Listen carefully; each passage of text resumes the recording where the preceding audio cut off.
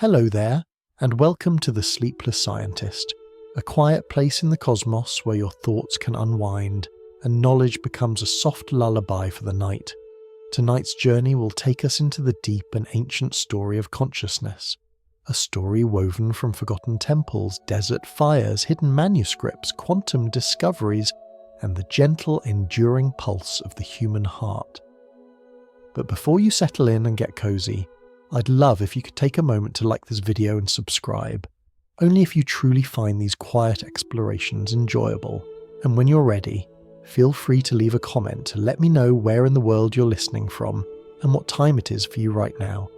It's always such a peaceful joy to see all the places we gather from, each in our own little slice of time.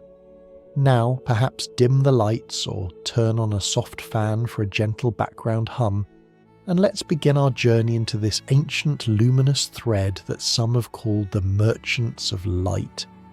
If your mind drifts or softens along the way, that's perfectly fine. Let it drift.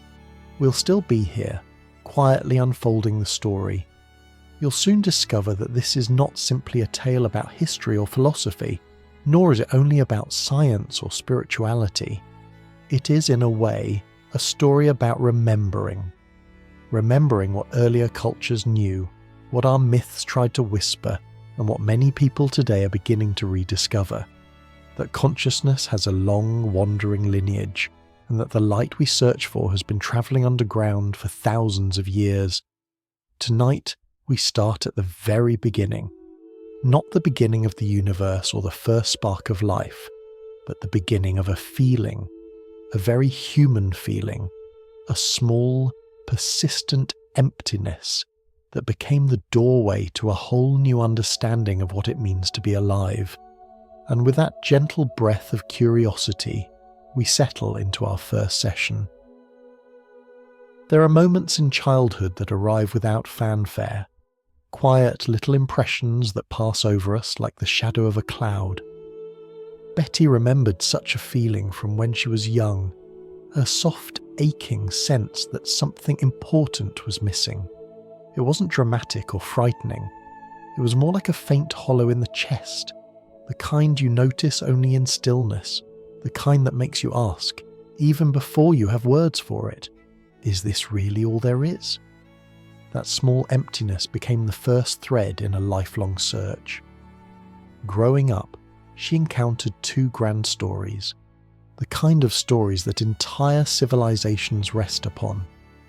The first was the Christian story she was raised with, a story of love and ethics, of a gentle teacher who spoke of kindness and compassion.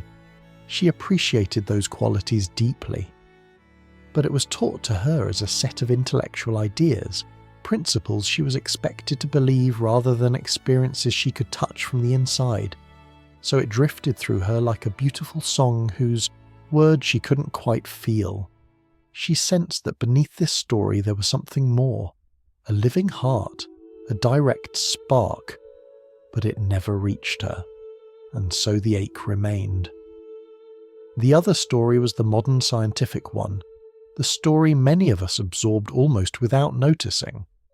It told her that the universe is made only of matter, that human consciousness is a brief accidental flicker produced by the brain, and that when the body stops, everything ends. Human life, according to this narrative, has no inherent purpose. There is no deeper meaning, no guiding pattern, no thread connecting us to anything beyond ourselves. It is a story built from measurements and mechanisms, efficient and austere, a story that describes the world like a machine humming in the dark. She tried to accept this story, as bright students were often encouraged to do, but instead of feeling empowered by it, she felt its weight settle heavily in her chest. It wasn't only unfulfilling, it was wounding. To hear that you are an accident of chemistry, that your heart is only a pump and your thoughts only electrical patterns, is to be told that the quiet intuition you sometimes feel that there is something luminous and meaningful behind everything is nothing but your imagination. Betty later said that this worldview was perhaps the most damaging story any culture had ever created, because it taught entire generations to doubt the deepest part of themselves. So she turned away from both narratives, not out of rebellion, but out of honesty. She couldn't believe in a religion taught from the outside in, and she couldn't accept a science that dismissed the inner world as illusion. And so she made a decision that shaped the rest of her life. She would not rely on belief. She would rely on experience. She would search for a story that could be known directly, the way you know the warmth of sunlight on your face. Her search led her into the world of mythology. At first, she studied myths the way scholars do, carefully, analytically, but something unexpected happened. As she read them, she began to feel a subtle recognition, as though myths were not simply old stories, but reflections of something inside her. They were symbolic, dreamlike, filled with images that spoke in a language older than logic. The more she studied, the more she understood that mythology was not a primitive form of science or an attempt to explain nature. It was the native language of the soul. Its symbols moved with a gentle poetic logic, a kind of inner grammar that carried truths not through explanation, but through resonance. As she leaned into that symbolic world, the first real shift happened.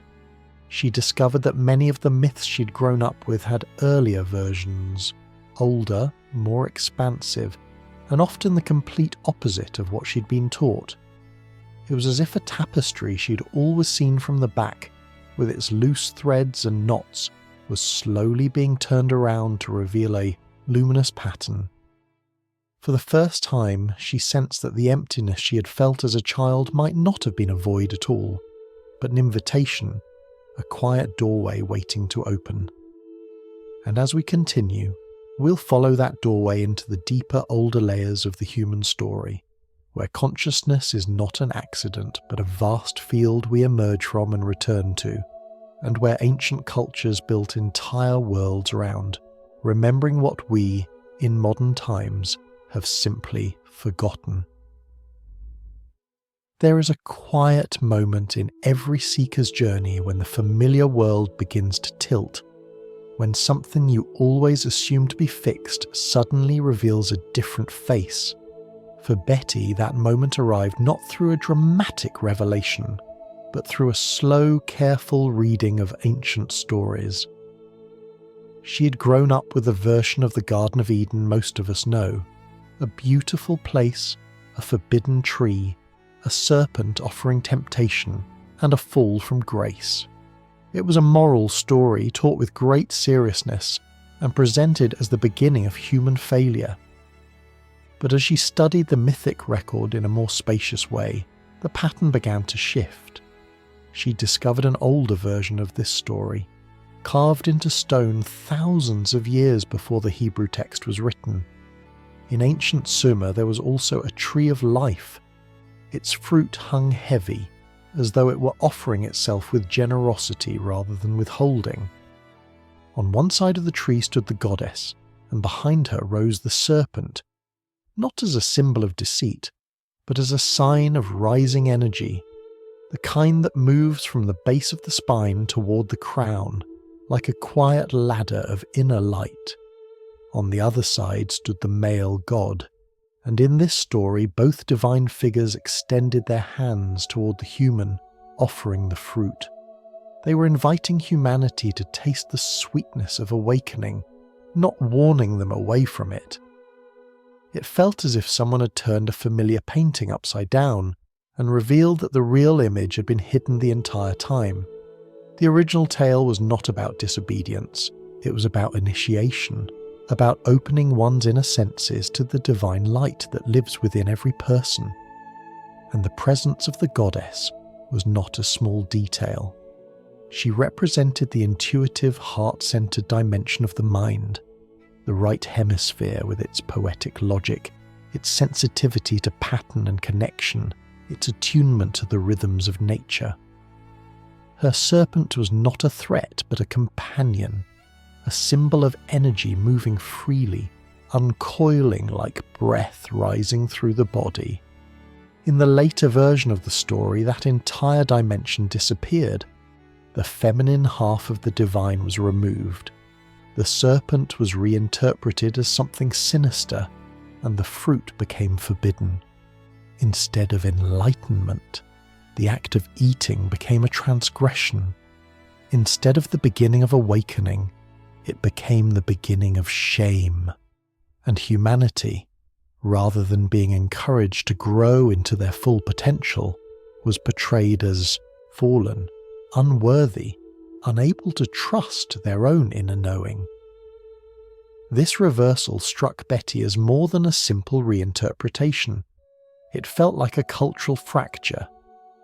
When the feminine principle was taken out of the story, something immeasurable was lost.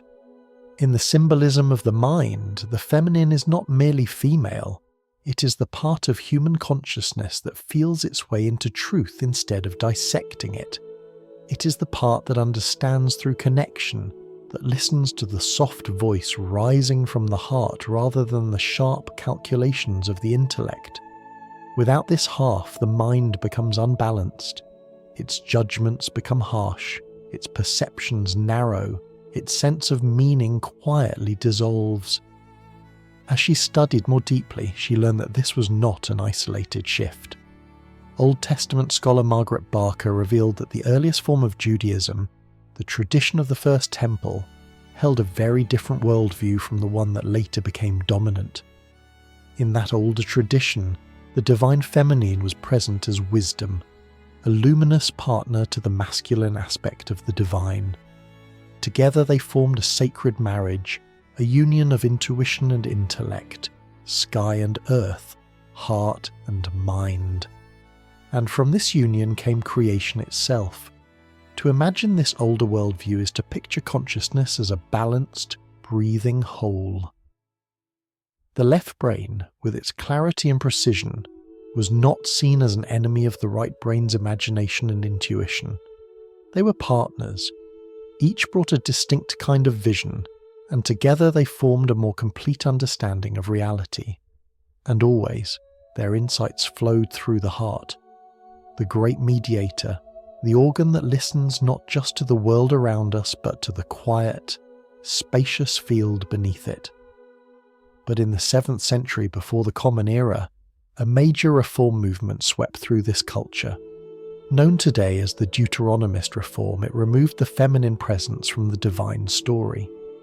Sacred groves honouring the goddess were destroyed. Her images were broken or burned. And with her disappearance went the symbolic connection to the right brain, the heart, the land, and the cosmos. The divine became strictly masculine, defined by rules and authority rather than by relationship and inner knowing. In psychological terms, it was as though an entire civilization shifted into the left hemisphere of its collective mind. Betty found herself returning again and again to this moment in history. It felt like the hinge on which the entire Western story turned. Because when a culture removes the feminine from its spiritual imagination, it also removes the sense of inwardness, of felt meaning, of connection to the rhythms of nature and the wisdom of dreams. What remains is a worldview based on separation, between humans and the divine, between mind and heart, between intellect and intuition. And separation over time becomes forgetting. Yet even in that forgetting, there was something strangely familiar. It mirrored the ache she had experienced as a child, the subtle sense that something essential was missing from the story she'd been given. Now she understood that her personal emptiness echoed a much older cultural emptiness. What she felt inside herself was not a private flaw. It was the resonance of a story that had lost half its truth. Slowly, a new question began to take shape. If myths could be inverted, if stories could be reshaped to fit the needs of authority rather than the needs of the soul, then what else had been reversed? What other memories of human consciousness had been altered, forgotten, or buried? And if the deeper story still existed somewhere, quietly, patiently, beneath the surface, how could it be found again? These questions did not arrive with urgency. They drifted in like dawn light through a thin curtain, soft but steady. And as she followed their glow, she found herself drawn toward the ancient world, toward civilizations that did not divide their myths from their sciences, or their hearts from their minds. Civilizations that knew something about consciousness we have only recently begun to rediscover. There is a quiet kind of sadness that enters a culture when its inner balance begins to slip, when one side of its understanding grows louder and louder, while the other fades into a faint echo. Betty found this pattern appearing again and again as she followed the trail of the ancient stories. Each time she traced a myth back toward its origins, it seemed to lead to a place where the human mind was once whole, where intuition and reason still held hands, and where the heart stood at the center like a lantern. And then suddenly the trail would break like a river forced underground. She began to realize that the story of the West is, in many ways, the story of a slowly widening separation inside the human mind. Not a physical split, not a biological change, but a shift in the way a civilization learns to think, to feel, and to know. Old Testament scholar Margaret Barker had discovered a world that modern readers could barely imagine, a Judaism of the First Temple period in which the divine feminine, wisdom, the luminous presence known as Sophia, stood beside the masculine divine. They were partners not only in myth, but in the symbolism of consciousness itself. The feminine was the intuitive, receptive, heart-centered dimension, the masculine the structured, analytical, outward-facing one. In their union the world was created. In their harmony, the mind found wholeness. To picture this is to imagine a kind of inner marriage in every human being. The right hemisphere of the brain brings metaphor, imagination, sensitivity to connection, and the ability to see wholes rather than fragments. The left hemisphere brings precision, language, and the capacity to examine the fine details of experience.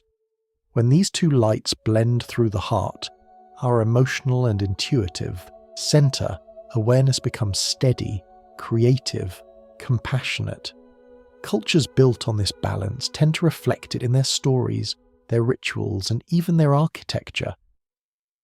But the Deuteronomist reform, centuries before the Common Era, changed the course of that inner story.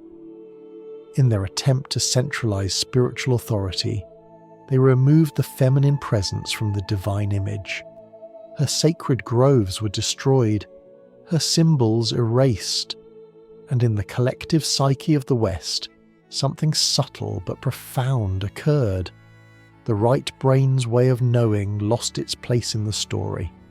From that moment onward, the Western mind began to tilt. The intuitive was no longer trusted. The heart's quiet understanding was replaced by obedience to external rules. The divine became distant and the inner world grew dim. The serpent, once a symbol of rising consciousness, became a symbol of danger. And humanity was told not that they were beings of light learning to awaken, but that they were fallen creatures who must rely on authority outside themselves. It is easy to see this shift as ancient history, but its effects ripple quietly into the present. A culture that suppresses its intuitive dimension gradually becomes suspicious of symbols, dreams, and inner guidance. It begins to favor linear explanations over lived experience. It elevates concepts above connection. Over time, it forgets how to hear the soft voice rising from its own depths. Betty found herself reflecting on how closely this mirrored the feeling she had as a child, that sense of living inside a story that did not nourish the whole self. She realized that her personal longing was not an isolated experience. It was the echo of a much older cultural longing, a longing for the return of the inner balance that had been lost. As she studied, something else became clear. Whenever a civilization suppresses its feminine principle, the masculine principle becomes distorted. Without the balancing presence of intuition and feeling, the analytical mind can become rigid, anxious, and controlling. It begins to see the world not as a living web of relationships, but as a set of objects to be used or managed. It loses the soft perception of meaning, and meaning, pushed out long enough, becomes hunger. It was during this time that Betty encountered the idea of the valve of consciousness, a gentle image used in many shamanic traditions. According to this metaphor, every human being is born from a vast field of universal consciousness, like a drop rising from a great ocean. But in order to function in everyday life, we come into the world with a kind of narrowing valve. It limits how much of that vastness we can perceive, so that we can focus on tasks such as walking, cooking, speaking, and thinking logically. This narrowing is not a flaw. It is protective, allowing us to live in the physical world with clarity. But it is also adjustable. Ancient cultures developed ways to gently widen that valve through rhythm, dance, meditation, symbols, and sacred stories, allowing people to experience glimpses of the larger consciousness they came from. When the feminine principle is present in a culture, widening this valve is natural. Rituals arise that honour the inner world, dreams are taken seriously, art becomes a form of knowing, mystics are respected, and the heart is understood not simply as an organ, but as a gateway, a way of listening to the deeper field of being. When the feminine disappears, the valve narrows, the heart's language grows faint. People begin to doubt their own experiences, and the world feels more and more fragmented. Western history would echo this pattern for centuries, a cycle of balance followed by suppression, followed by rediscovery. Over and over, the underground river of intuition flowed beneath the surface, waiting for moments when it could rise again. And beneath these historical movements lay a simple truth, that the human mind, left to itself, longs for wholeness. It longs to reunite the hemispheres, to reconnect the analytical with the intuitive, to feel the warmth of meaning return through the heart. Cultures, like individuals, drift away from themselves at times, but the deeper story, the one that lives in symbols, dreams, and myths, never disappears completely. It waits. As we continue this journey, we will follow that waiting light back into the earliest roots of human consciousness, to a time when the split had not yet occurred, and when the world was understood as a living field of meaning rather than a mechanical stage. There, in the earliest shamanic cultures, the valve was not something people struggled to open. It was simply part of the way they lived. Long before temples rose from stone, before scriptures were written, and before civilizations shaped their laws around heaven and earth, human beings lived close to the rhythms of wind and fire. Their world was not divided into physical and spiritual realms. Instead, everything breathed with a single presence. Animals, trees, mountains, even the dark spaces inside caves. Consciousness was not something hidden inside the skull. It was the atmosphere of existence itself, a vast field in which every being moved like a ripple of light. When Betty followed the story of consciousness back to these earliest cultures, she found something remarkably consistent. Across continents, across languages, and across thousands of years, human beings discovered the same truth, that the mind has more than one layer, more than one room. There is the room of everyday awareness, the room we use for speaking, gathering food, tending to children, and navigating the ordinary world.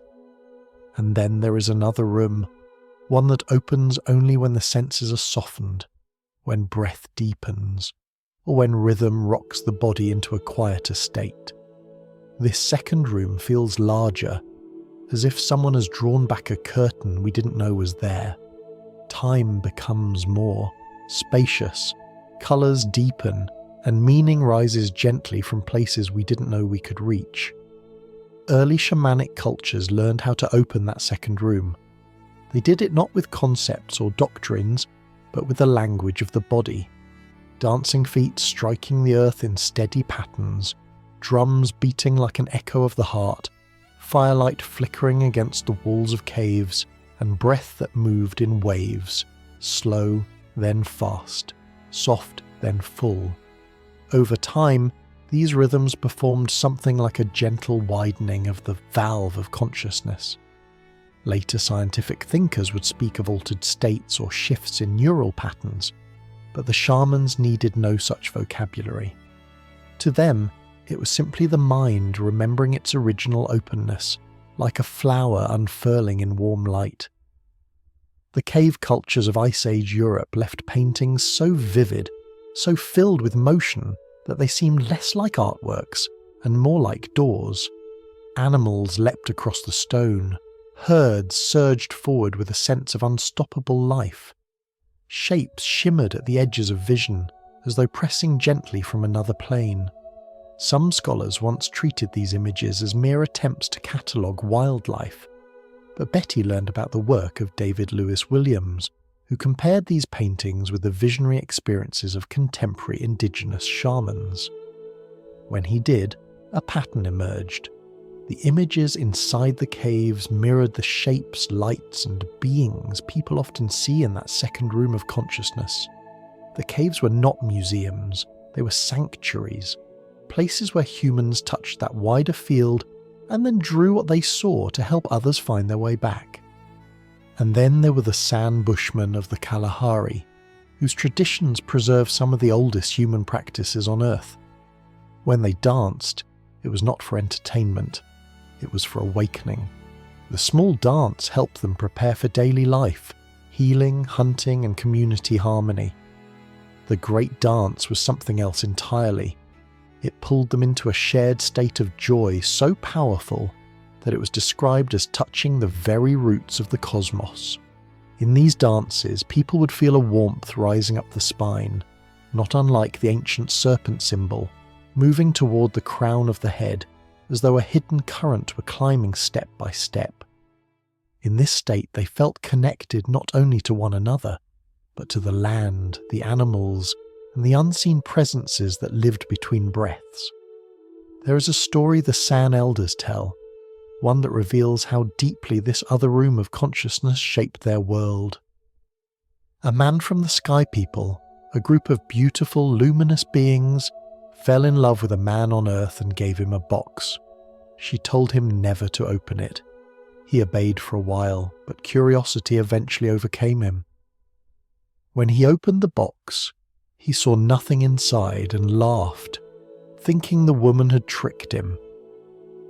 When she returned and learned what he had done, she was heartbroken, not because he had opened the box, but because he looked inside and saw nothing. That moment sealed the end of their connection. The woman returned to the sky and was never seen again.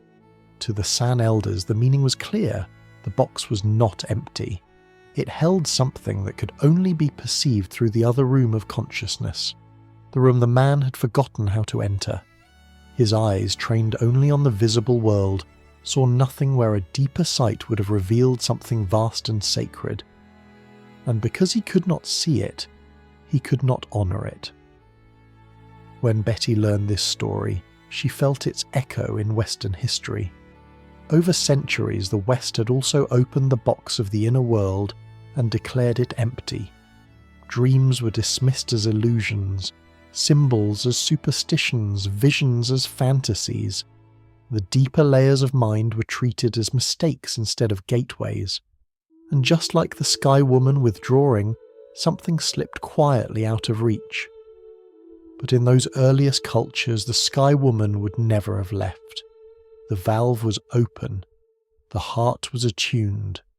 people trusted the soft impressions that drifted into their awareness. They believed that life was speaking to them through winds, tracks, patterns of stars, or the quiet rippling inside their own bodies.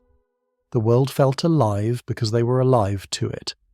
Interestingly, modern research into brain states has found that certain rhythmic activities, steady drumming, repetitive movement, humming, slow breathing, can shift the brain's electrical patterns into a more relaxed, open mode, often associated with creativity and insight. Instead of naming this state with clinical terms, we can think of it as the mind's doorway swinging a little wider. The shamans did not know about brainwaves or neural networks. They didn't need to. They understood the experience directly, the way one understands the warmth of sunlight, without knowing its wavelength. As Betty absorbed these insights, she realized that the ancient world had something the modern world desperately needed. A lived understanding that consciousness is larger than our daily attention. Shamanic cultures treated this expanded awareness with reverence and skill. They built their rituals around it, shaped their communities to support it, and passed down their knowledge through stories, songs, and movements that carried the memory from one generation to the next. And as she followed this thread still further, the next natural question arose gently. If the earliest humans carried such luminous practices, what happened when civilizations began to build stone temples, observatories, and sacred cities? Did they carry the light forward? Did they translate the open valve into architecture, ritual, and science? In the next part of our quiet journey, we drift into ancient Egypt, where stone became script and temples became chambers of illumination, places where the old knowledge was shaped into something breathtaking and enduring. There are certain places in the world where the air feels older than time, where the light falls in a way that seems deliberate, almost as if it has been guided. Ancient Egypt is one of those places. When Betty began studying how consciousness was understood in early civilizations, she found herself repeatedly drawn to Egypt, not the Egypt of tourist photographs or textbook summaries, but the Egypt that lived behind the stone, the Egypt remembered in carved symbols, whispered hymns, and architectural alignments that still hum with a quiet force. Modern historians often imagine ancient Egypt as a culture of ceremony, agriculture, and monumental pride. But beneath those surface impressions lived something far more intricate and astonishing. A sacred science designed not merely to honour the gods, but to awaken the human mind. For the Egyptians, consciousness was not a phenomenon that emerged from the brain. It was the very fabric of existence, woven through stars, stones, rivers, memories, and breath. And everything they built, every temple, statue, and chamber, was shaped to reflect that understanding. One of the most surprising discoveries in Egyptian studies comes from the Temple of Edfu, where the walls contain inscriptions describing the origin of Egypt's wisdom. According to these texts, the early Egyptians were not the inventors of their sacred science. They were its inheritors. The carvings speak of an earlier island civilization destroyed in a great cataclysm, whose survivors carried their knowledge across the waters and rebuilt what they could on new land. Whether this lost culture corresponds to Plato's mythic Atlantis or to something else entirely is beyond certainty, but the symbolism is powerful. Wisdom, like a river, can survive the destruction of its source by flowing into new lands. To understand Egypt's sacred science, it helps to imagine the mind not merely as a thinking organ, but as a living instrument, an instrument that can be tuned. Just as a string will vibrate differently under certain pressures, the human being responds to space, sound, geometry, and rhythm. The Egyptians knew this intimately. They designed their temples like carefully tuned chambers, structures that interacted with the visitor's energy and perception. The walls were thick and cool, drawing attention inward. The ceilings descended gradually, as though inviting the mind to quiet. Columns rose like forest trunks, guiding the gaze upward toward a soft, contemplative vastness. Light was allowed to enter in narrow beams, often striking statues or inscriptions at precise moments of the day or year, as if reminding visitors of the rhythms linking heaven and earth. Many temples were shaped around pools of water, reflecting the sky onto the stone. In certain sanctuaries, if you stood at the centre and hummed a single note, the chamber would return it amplified, vibrating gently through the bones of your chest. This was not accidental. It was a form of sonic architecture using resonance to shift awareness. Today we might describe this as influencing the body's internal harmonics, but the Egyptians would have simply said, the temple helps the soul remember itself. The idea that a building could teach directly, without words, without doctrine, was central to Egyptian understanding. Each temple was considered a chapter in a larger body of wisdom, not a chapter written in sentences, but one written in space, proportion, and light. A person who walked through an entire complex could receive the teachings not through memorization, but through experience. It was learning by illumination. A single beam of sun crossing a hieroglyph at dawn, a shift in temperature between one chamber and the next, the echo of footsteps along a corridor. All of these were part of the curriculum. Egyptologists of an earlier era often dismissed this idea. They believed the ancient Egyptians were practical builders concerned primarily with ceremony or political display. But Betty learned about the work of Reneshvala de Lubitsch, a scholar who spent decades studying Egyptian temples stone by stone. He discovered sophisticated mathematical relationships woven into the architecture, not numbers written in chalk or ink, but proportions expressed in physical form. These relationships, he suggested, were not abstract equations. They were reflections of natural harmonies, similar to the way a musical scale balances its tones or how petals in a flower follow soft spirals. Instead of teaching geometry as symbols on a tablet, the Egyptians embedded it in the world, allowing a person to feel the harmony rather than calculate it. When Shvala proposed that Egypt had developed a sacred science capable of awakening higher consciousness, many scholars rejected the idea. They said he was imagining meaning where none existed. They insisted there was no such thing as higher consciousness, only rituals and superstition. But the more Betty learned, the clearer it became that the scholars were speaking from a narrow left-brain frame, one that could measure stones but not feel what the temples were doing to the human mind. There were other mysteries too. Why did so many temples align with specific stars? Why were certain chambers designed with exact sound frequencies? Why did ancient priests speak of a journey through darkness into light, a journey mirrored in both the architecture and the human body? The answer slowly crystallized. The Egyptians saw the human being as a bridge between the rhythms of the earth and the rhythms of the cosmos. Through ritual, through architectural resonance, through geometry and sound, they created a pathway for consciousness to rise, expand, and steady itself. They were not observing the heavens only to predict seasons. They were learning the language of the stars as a way to understand the inner sky of the mind. Betty was especially struck by how the Egyptians understood death, not as an ending, but as another doorway in consciousness. Their rituals of passage were not simply attempts to prepare the dead. They were symbolic rehearsals for the living, teaching people how to navigate deeper states of awareness.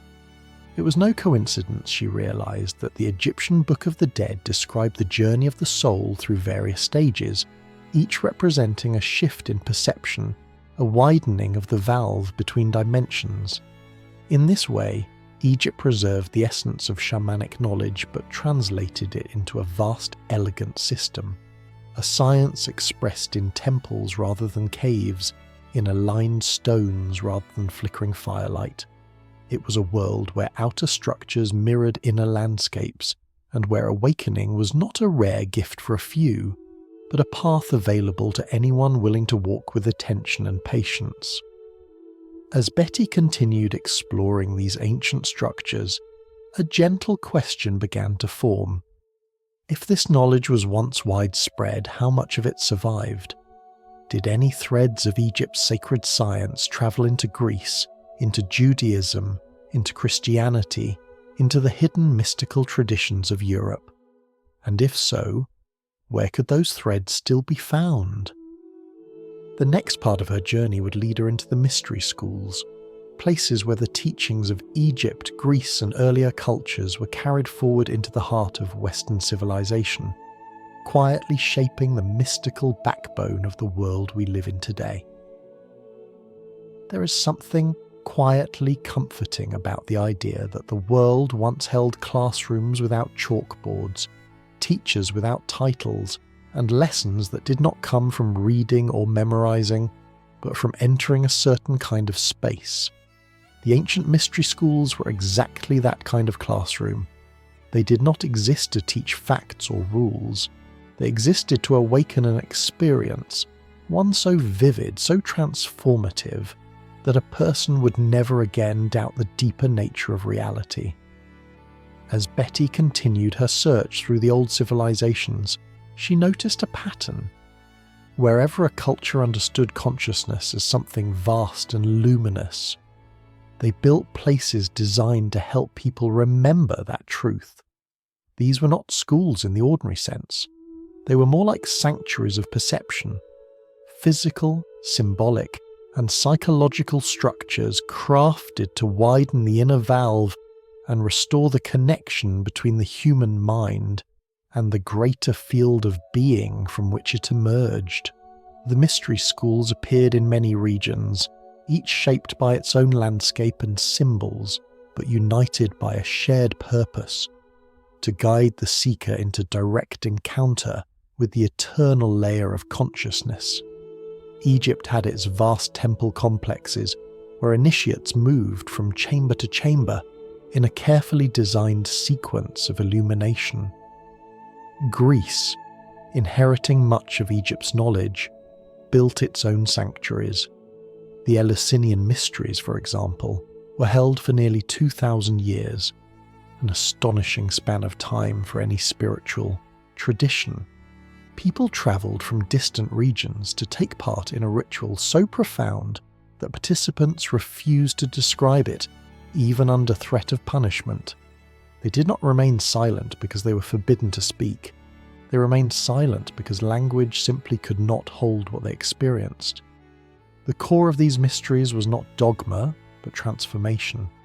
The seeker entered as one person and emerged as another.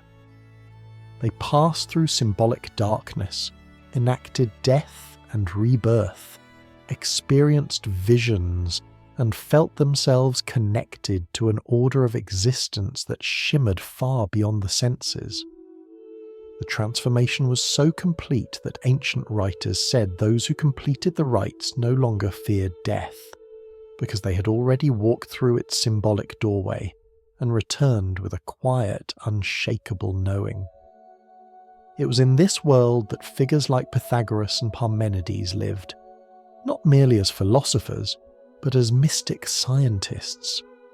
Pythagoras travelled through Egypt and other regions, studying the science of harmony not through equations written on a board, but through the sound of strings, the shape of temples, and the rhythm of breath. His school was not a place where people solved algebraic problems. It was a place where they learned how the world is tuned. Numbers were seen not as quantities, but as qualities, patterns of vibration that described the order of creation. Instead of writing formulas with symbols like a squared plus b squared equals c squared, Pythagoras invited his students to see how a right triangle reflected the balance of the cosmos, how its sides whispered a relationship rather than a calculation. He translated mathematics into music, geometry into meditation. Parmenides, often called one of the earliest philosophers, may have been something even more unusual, a voyager into altered states of awareness. His surviving poem, which seems abstract to modern readers, may actually describe a mystical journey, a descent into inner stillness, where he learned that beneath all appearances lies a single, unchanging field of being. His words are gentle but firm, like someone trying to speak about a dream without losing its essence. As Betty read these ancient texts, she realised that the Western world had once possessed a luminous foundation, a foundation built not on belief but on experience. The mystery schools, in their varied forms, were the guardians of this foundation. Their rituals were not about controlling people, but about freeing them from the narrowness of ordinary perception. They taught that human consciousness is not an isolated flame flickering in the dark, but a spark of the greater fire that shapes all things. And these schools were not limited to the Mediterranean. The shamanic traditions stretching from Spain through North Africa, across the Mediterranean, into Turkey, Mongolia and Central Asia, carried a similar thread. These traditions understood the soul's journey as a movement between layers of reality, each with its own form of light, sound and intelligence. Poetic texts from these regions often contain descriptions of otherworldly landscapes, meetings with luminous beings and transformations that echo the core experiences of Egyptian and Greek initiates. One of the most striking insights to emerge from this research was the idea that earlier cultures did not separate science from mysticism. To them, the world was a single continuous field. Observing the stars was a sacred act. Understanding geometry meant understanding the hidden shape of creation. Healing required knowledge of both herbs and the soul's journey. Music resonated with the structure of the cosmos. And learning meant aligning the inner self with the outer world, much like tuning a musical instrument so that it vibrates in harmony with the surrounding symphony. This unity of knowledge reveals something profound about human history. The so-called rational world we live in today is not the natural state of human understanding. It is the result of a long period of forgetting. The ancient world did not stumble into mysticism because it lacked science. It lived in mysticism because it understood science in a deeper way. Science as a description of the patterns of consciousness. All of this made Betty wonder, if the mystery schools once played such a central role in shaping human understanding, why did they vanish? Did they truly disappear, or did they simply go underground? The answer, she discovered, was complex. Some were destroyed by political and religious reforms, some faded when empires rose and fell. Some were preserved quietly in smaller communities, where their teachings lived on through symbols, rituals and whispered stories. But they did not vanish entirely. They resurfaced again and again, sometimes in medieval monasteries, sometimes in the writings of alchemists, sometimes in the visions of poets, and sometimes in the gentle, unexpected experiences of ordinary people. The underground river of ancient knowledge continued to flow, even when the world above seemed to forget its existence. As Betty traced this river forward, she began to see how the story of consciousness is not a straight line, but a spiral, one that circles back through time, revisiting old truths in new forms. And as the spiral continued, it led her forward from the ancient world into the medieval one, where a strange and luminous flowering would take place after 7 centuries of silence. There is a moment in almost every long story where the light begins to dim, not because it has gone out, but because someone has tried to hide it. The history of the Western mystical tradition has many such moments. After the flowering of the mystery schools with their rituals of awakening and their delicate architecture of inner illumination, the ancient world slowly entered a period of tightening. The spacious symbolic way of knowing, the way that had shaped Egypt, Greece, and countless shamanic cultures, was no longer welcomed by those who sought political power, social control, or a tidy universe in which only one truth could exist. The first great suppression happened in the same region where the garden story had been inverted. The early form of Judaism, the one grounded in the first temple, with its divine feminine and its heart-centered mysticism, was nearly erased during the Deuteronomist reform. The feminine presence vanished from the divine image. The sacred marriage was fractured. And with that fracture, Western consciousness began to shift toward an external authority, a single distant deity whose voice spoke only through law and not through the inner world. But the light did not disappear entirely. It retreated into smaller circles, into families and communities who kept the older knowledge alive quietly, sometimes without even realizing they were doing so. Groups like the Essenes, a contemplative Jewish community living near the Dead Sea, preserved elements of the earlier mystical worldview through ritual, meditation, and symbolic texts. They believed the divine could be experienced directly, and that the heart could be trained to receive this experience. They taught purification practices, dream interpretation, and silent listening, skills that mirrored the ancient mystery schools though expressed in a simpler, more intimate form. It was within this environment, according to some scholars, that Jesus may have grown up or found his early influences. Whether or not he was formally trained by the Essenes remains a question for historians, but his teachings certainly echo their emphasis on inner transformation. "The kingdom of heaven is within you," he said, a sentence that collapses the distance between human and divine. His parables, like the symbolic stories of the mystery schools, were not literal instructions, but doorways into another layer of perception. And the teachings attributed to him in the texts found at Nag Hammadi, the library buried in jars by monks in the Egyptian desert, present a strikingly different vision of his role. In those writings, he tells his students, "I did not come to save you, but to remind you who you are." He encourages them not to worship him, but to discover the light within themselves. The purpose of awakening was not to follow the Christ, but to become the Christ. This idea, so simple, so radical, so deeply rooted in the mystical tradition, was not embraced by the developing church. The church that formed in the centuries after Jesus' death faced enormous political pressures, widespread cultural fragmentation, and the need to establish clear authority. A vision of inner divinity available to everyone was difficult to regulate. It offered no mechanism for control, and so the mystical dimension of early Christianity was pushed aside. The inner teacher was replaced by an external hierarchy. The possibility of direct experience was turned into a doctrine of obedience. The living presence of wisdom within each person became a crime called heresy, and yet the underground river kept flowing. The monks who discovered the Gnostic texts at Nag Hammadi did not destroy them.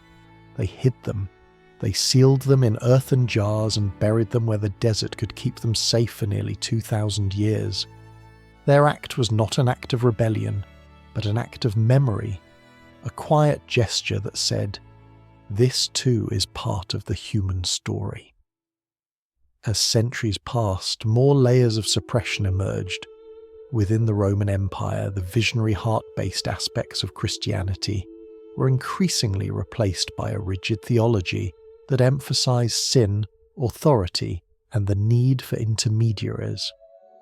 Mystics who claimed direct experience were often mistrusted or silenced. Women, especially those with symbolic or intuitive gifts, were excluded from leadership or labelled dangerous. The feminine principle, already wounded during the Deuteronomist reform, was pushed further into shadow.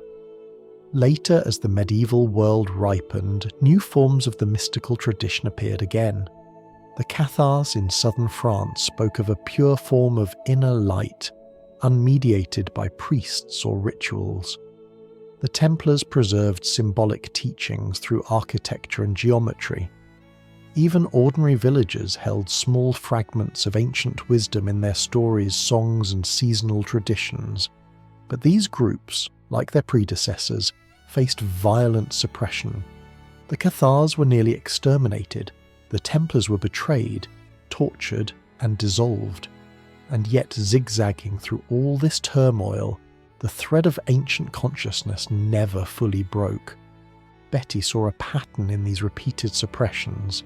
Each time the mystical tradition grew strong enough to influence society, it threatened structures built on external control, not because mystics sought power, but because they demonstrated that the most important truths come from within. A person who experiences the divine through their own heart is not easily manipulated. A person who knows themselves as part of a larger field of being does not cling to fear-based stories. And a culture that recognizes the feminine principle, intuition, compassion, unity, begins to heal rather than obey.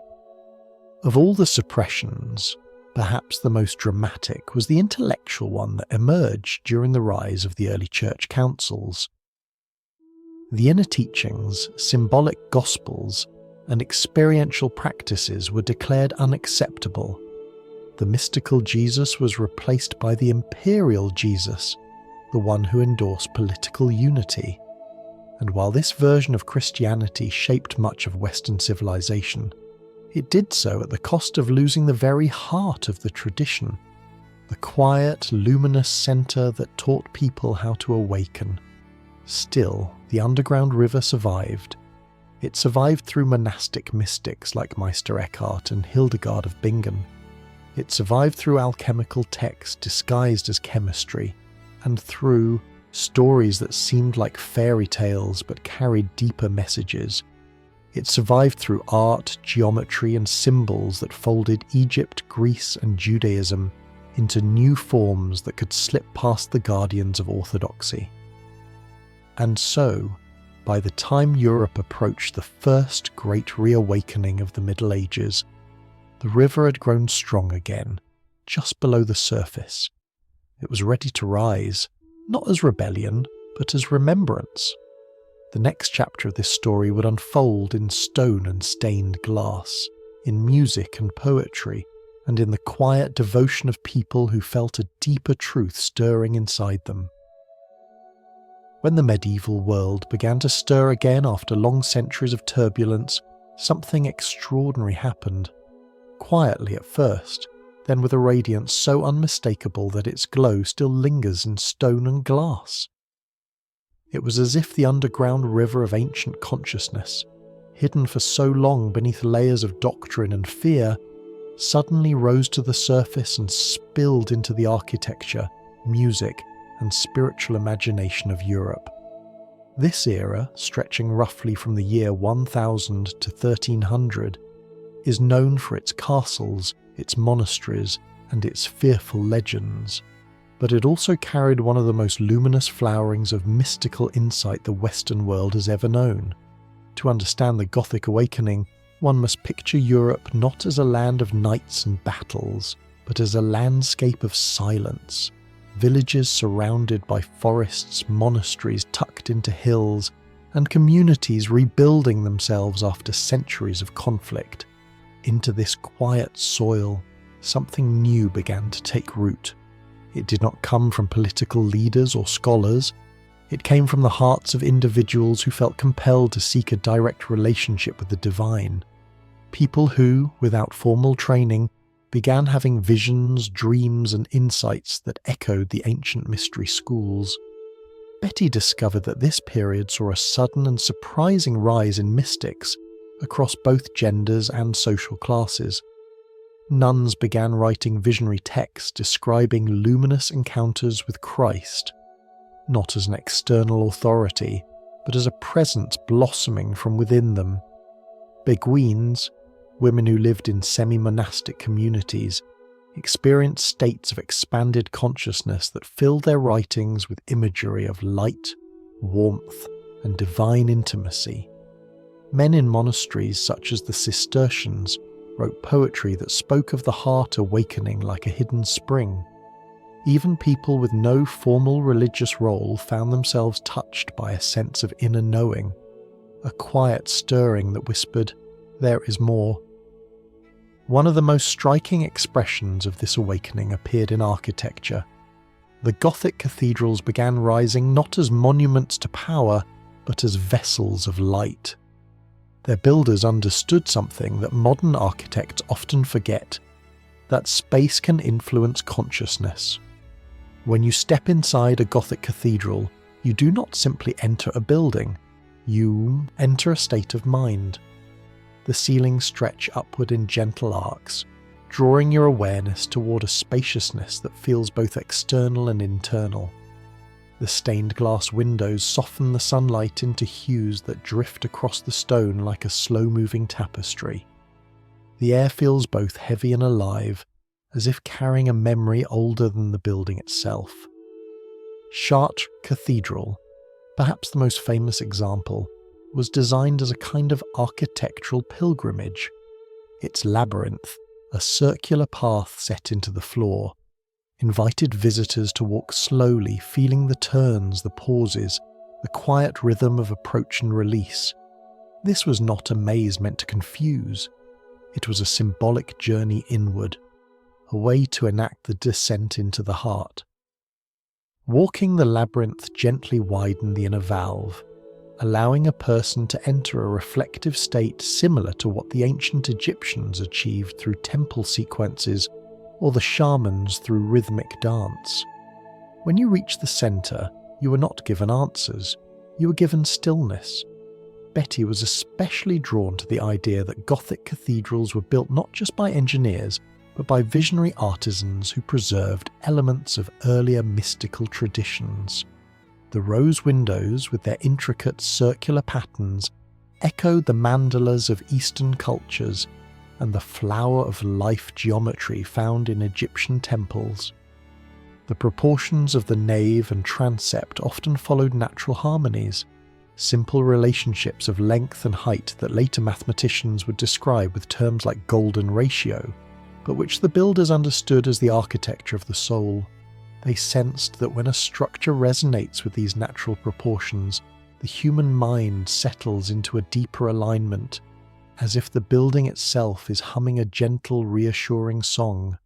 As she studied this era, Betty noticed that its flowering was not limited to architecture.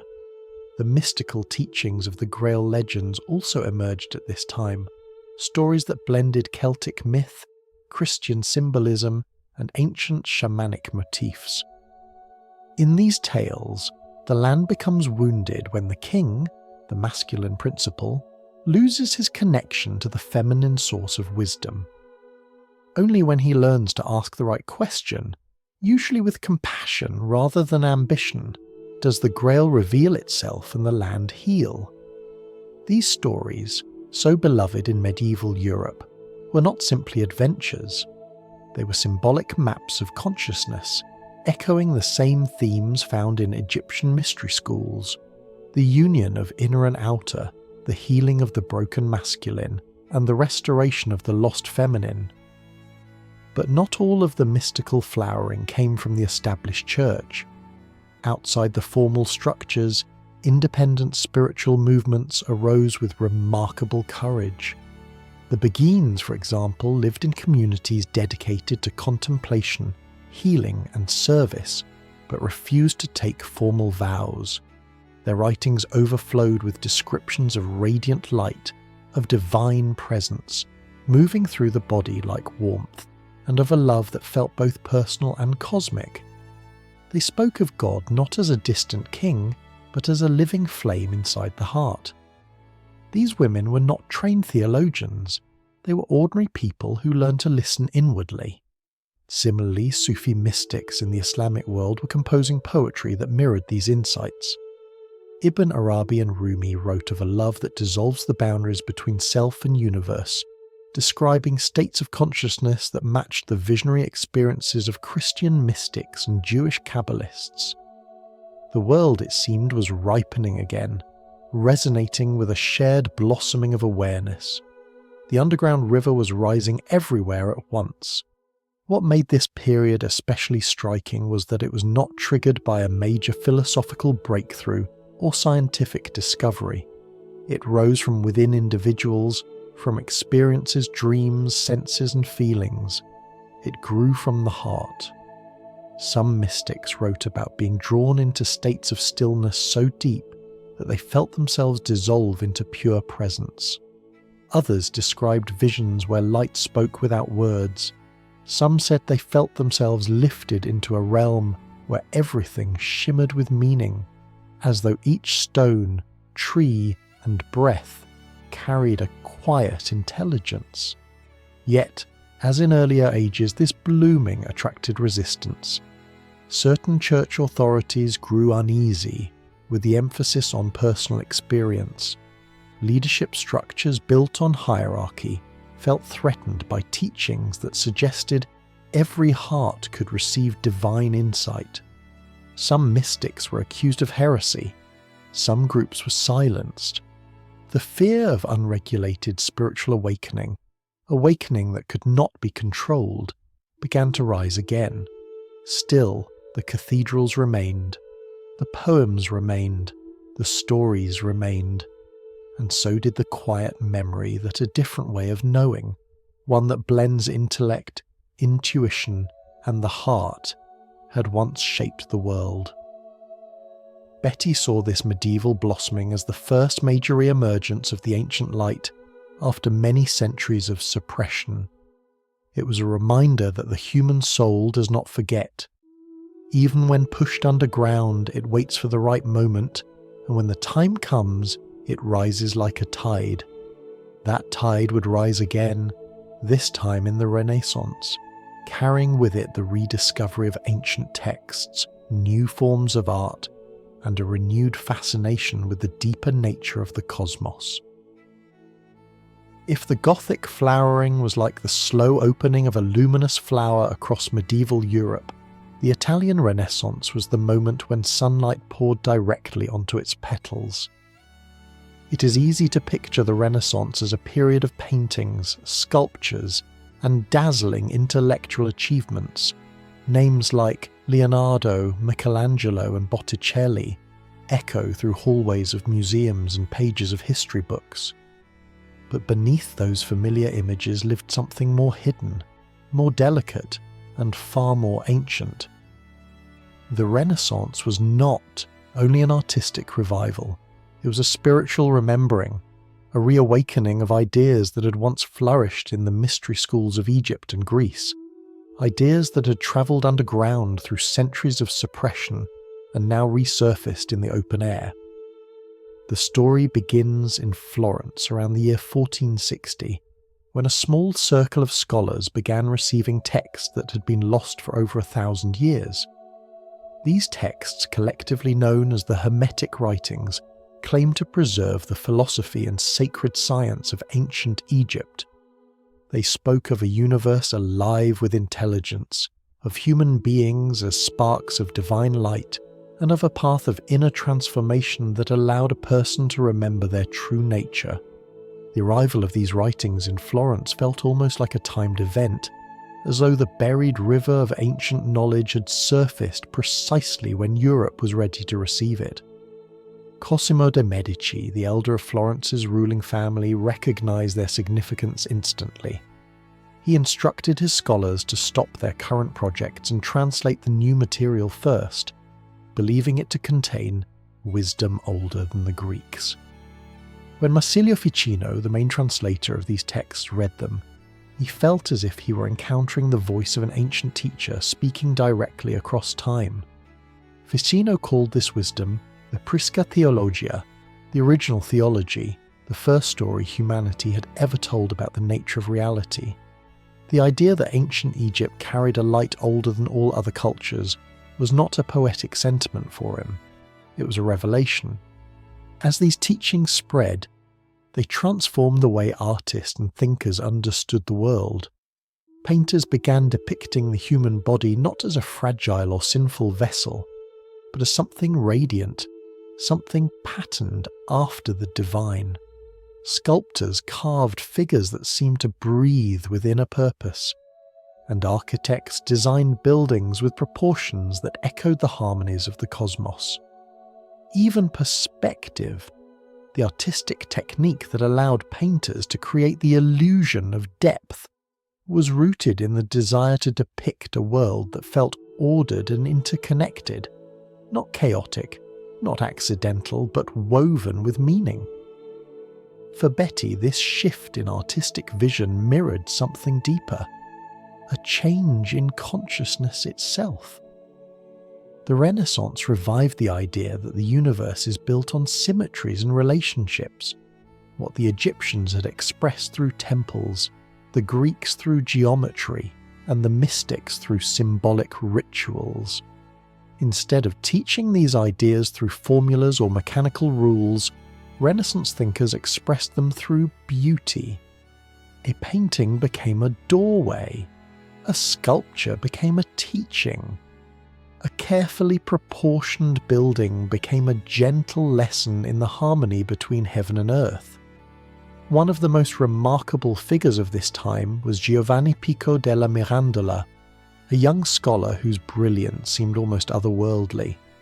Pico believed that the truths found in Egyptian wisdom, Greek philosophy, Jewish Kabbalah, and Christian mysticism were all pieces of a single story. He wrote 900 theses, statements outlining the unity of these traditions, and proposed to gather scholars from across Europe to discuss them in a kind of grand symposium. His goal was not to convert anyone to a particular doctrine, but to show that beneath the surface differences, all traditions pointed toward the same underlying reality, that human beings carry a spark of the divine and are capable of awakening into a higher state of consciousness. But such an idea was unsettling to the authorities.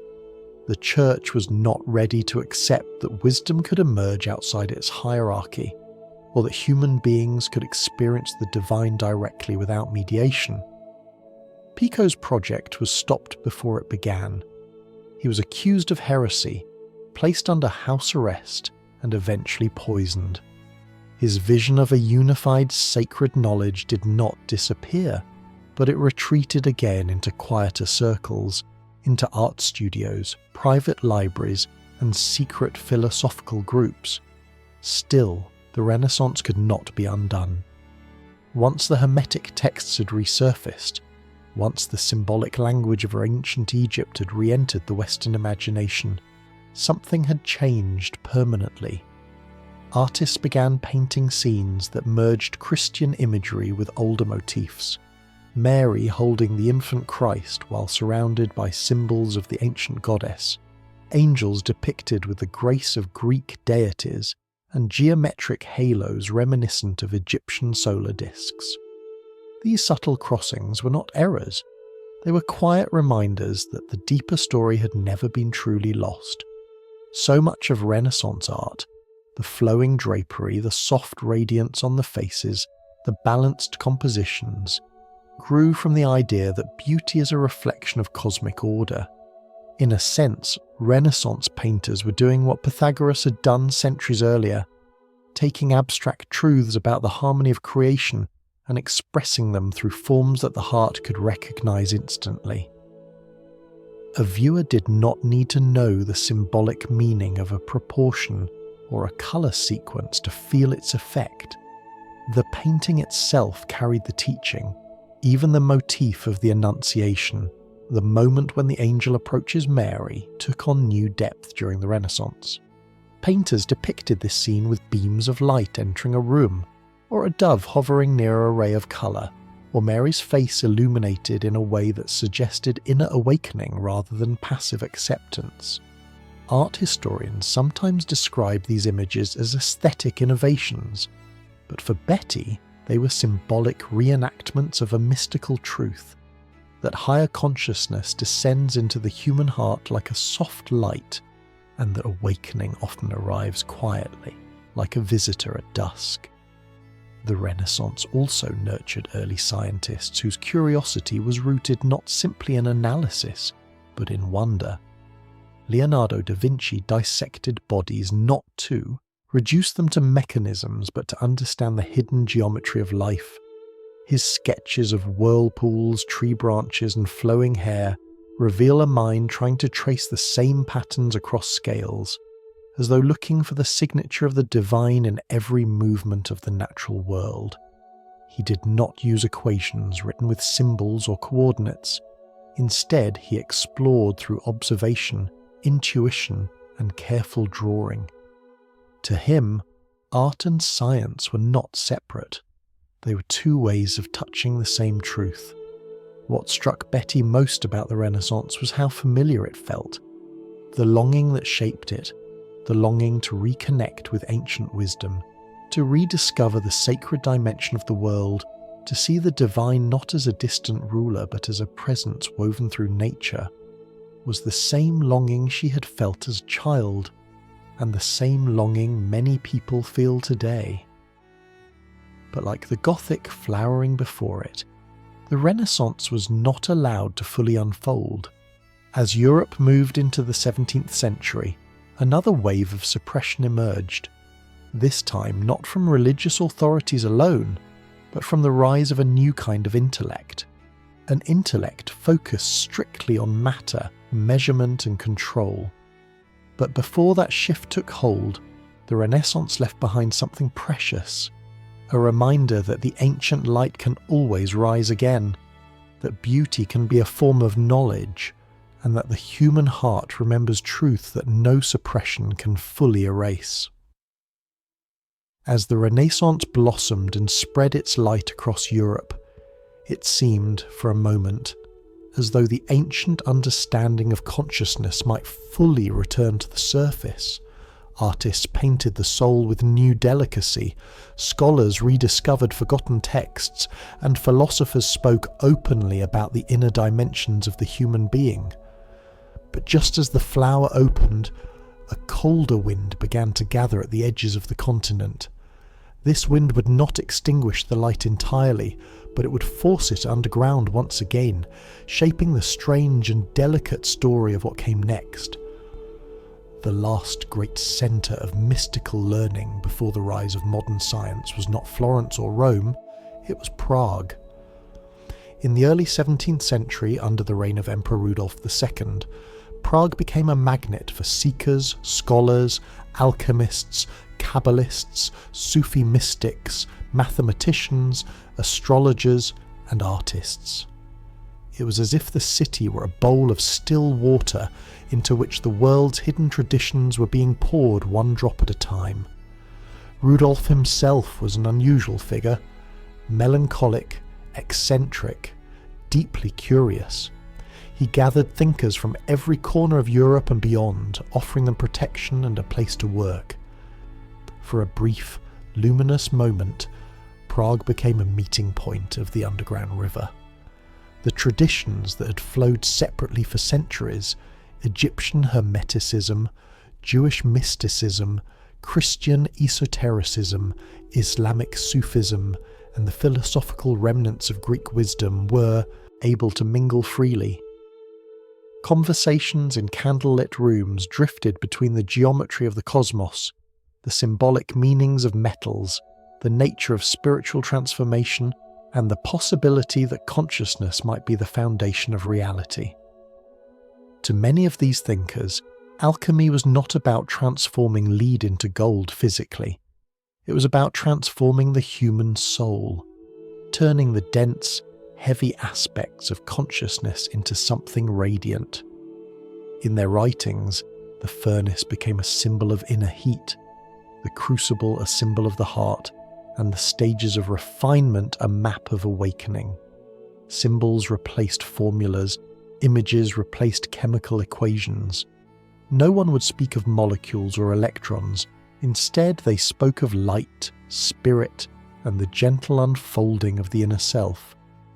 Kabbalists in Prague explored the relationship between letters, numbers, and the divine structure of the world. They described creation not through equations, but as a series of emanations, waves of presence flowing outward like ripples from a stone dropped into a pond. Sufi mystics spoke of a love that dissolves the boundaries of the self, echoing the same experiences described by Christian saints and medieval mystics. Scholars who studied the stars looked for patterns that mirrored the inner life, believing that the movements of the heavens and the movements of the heart were written in similar lines.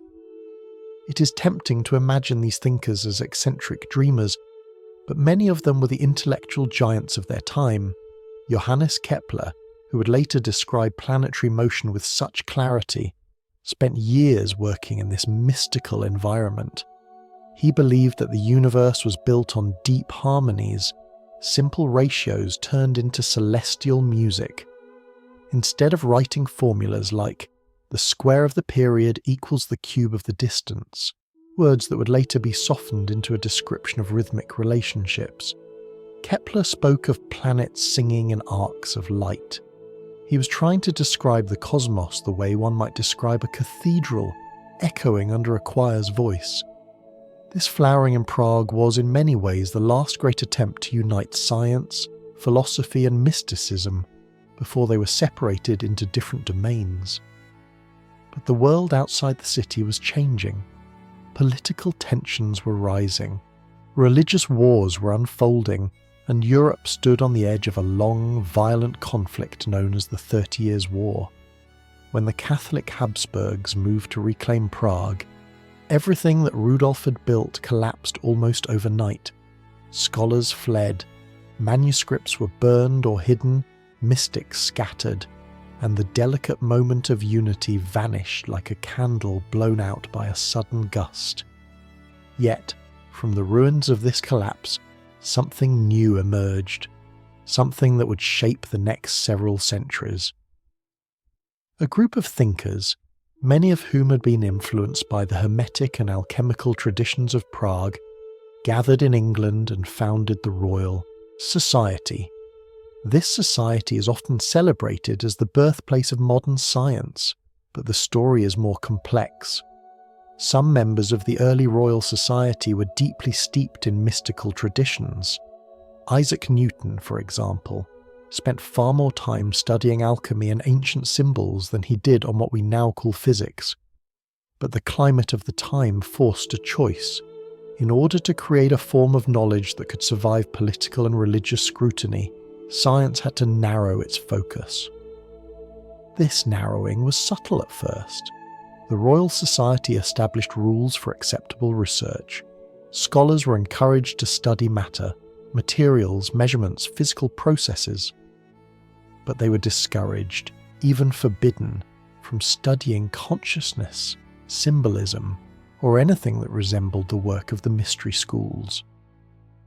The world behind the world, the luminous field of meaning, was declared off-limits.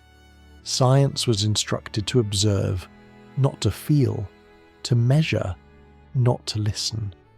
Over time, this narrowing grew into a cultural worldview. Mysticism, once the heart of learning, became something strange and suspect. Inner experiences were dismissed as illusions. Ancient teachings were reduced to metaphor. And consciousness, the very thing the Egyptians, Greeks, shamanic cultures and Renaissance thinkers believed to be fundamental, was redefined as a byproduct of the brain, something secondary and unimportant. It was during this shift that the feminine principle was once again pushed aside. The intuitive, symbolic, heart-centered ways of knowing that had shaped millennia of human understanding were labelled unscientific. Rational analysis became the only respectable approach. The world of feeling was demoted. The world of imagination was dismissed. And the inner teacher, the quiet whisper of the soul, was replaced by external authorities. To Betty, this moment represented one of the great turning points in Western consciousness. It was as though the mind had been split in two. One half, the analytical half, was elevated and celebrated.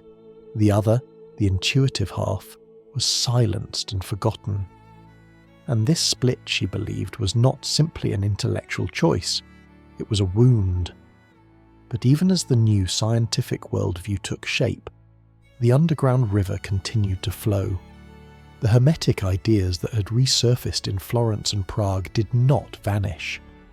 They found new life in Rosicrucian groups in Germany and England, in secret societies that preserved the symbolic teachings, and later in the Romantic movement, where poets, musicians and philosophers rebelled against the cold, mechanical view of the world. The river narrowed, yes, but it did not stop. And now, as the modern age approaches and science begins to question its own assumptions, the ancient light is rising once again. This time not through temples or cathedrals, but through discoveries, experiments, and personal experiences that echo the wisdom of the earliest human beings. There are periods in history when the mind of a civilization seems to shift, almost like a great bird tilting its wings toward a new direction. The centuries that followed the Renaissance carried such a shift. The bright poetic curiosity that had filled the studios of Florence and the candlelit rooms of Prague did not disappear all at once. It faded slowly, like the last colours of evening dissolving into a grey sky, and into that grey came a new idea, an idea that would reshape the Western world so completely that its influence is still felt in the quiet patterns of our thoughts today. That idea was simple, that reason alone is the highest form of human knowledge. This belief, which blossomed fully during what we now call the French Enlightenment, did not begin with malice. It began with a sincere desire to understand the world more clearly. After generations of religious conflict, superstition, and political instability, thinkers of the 18th century wanted something dependable, something that could not be swayed by emotion or myth or dreams. They wanted certainty, and so they reached for the one tool that seemed immune to confusion, the analytical mind. At first, this turn toward clarity felt refreshing. Scholars began cataloguing plants, studying the stars with telescopes, writing encyclopedias that attempted to gather all human knowledge into a single rational order. The world seemed newly bright, crisp, defined, as though every idea had been washed clean. In Paris, salons filled with conversations about reason, progress, and the perfectibility of society. Thinkers imagined a future in which human beings could rise above the shadows of ignorance and superstition simply by learning to think properly. But as Betty discovered, this new clarity came at a cost. The Enlightenment did not merely elevate reason, it quietly demoted everything that did not fit inside reason's neat boundaries. Intuition, imagination, symbolic knowing, dreams, mystical experience, and the subtle intelligence of the heart were pushed to the edges. They were treated as unreliable, childish, or even dangerous. The feminine dimension of knowing, the receptive, holistic, feeling-centered way of understanding the world, was dismissed as inferior to the masculine analytic mode. And slowly the Western mind began to forget half of itself. It is important to understand that the thinkers of this era were not trying to harm the inner life. They were reacting to centuries of religious dominance in which imagination had sometimes been misused as a tool of fear.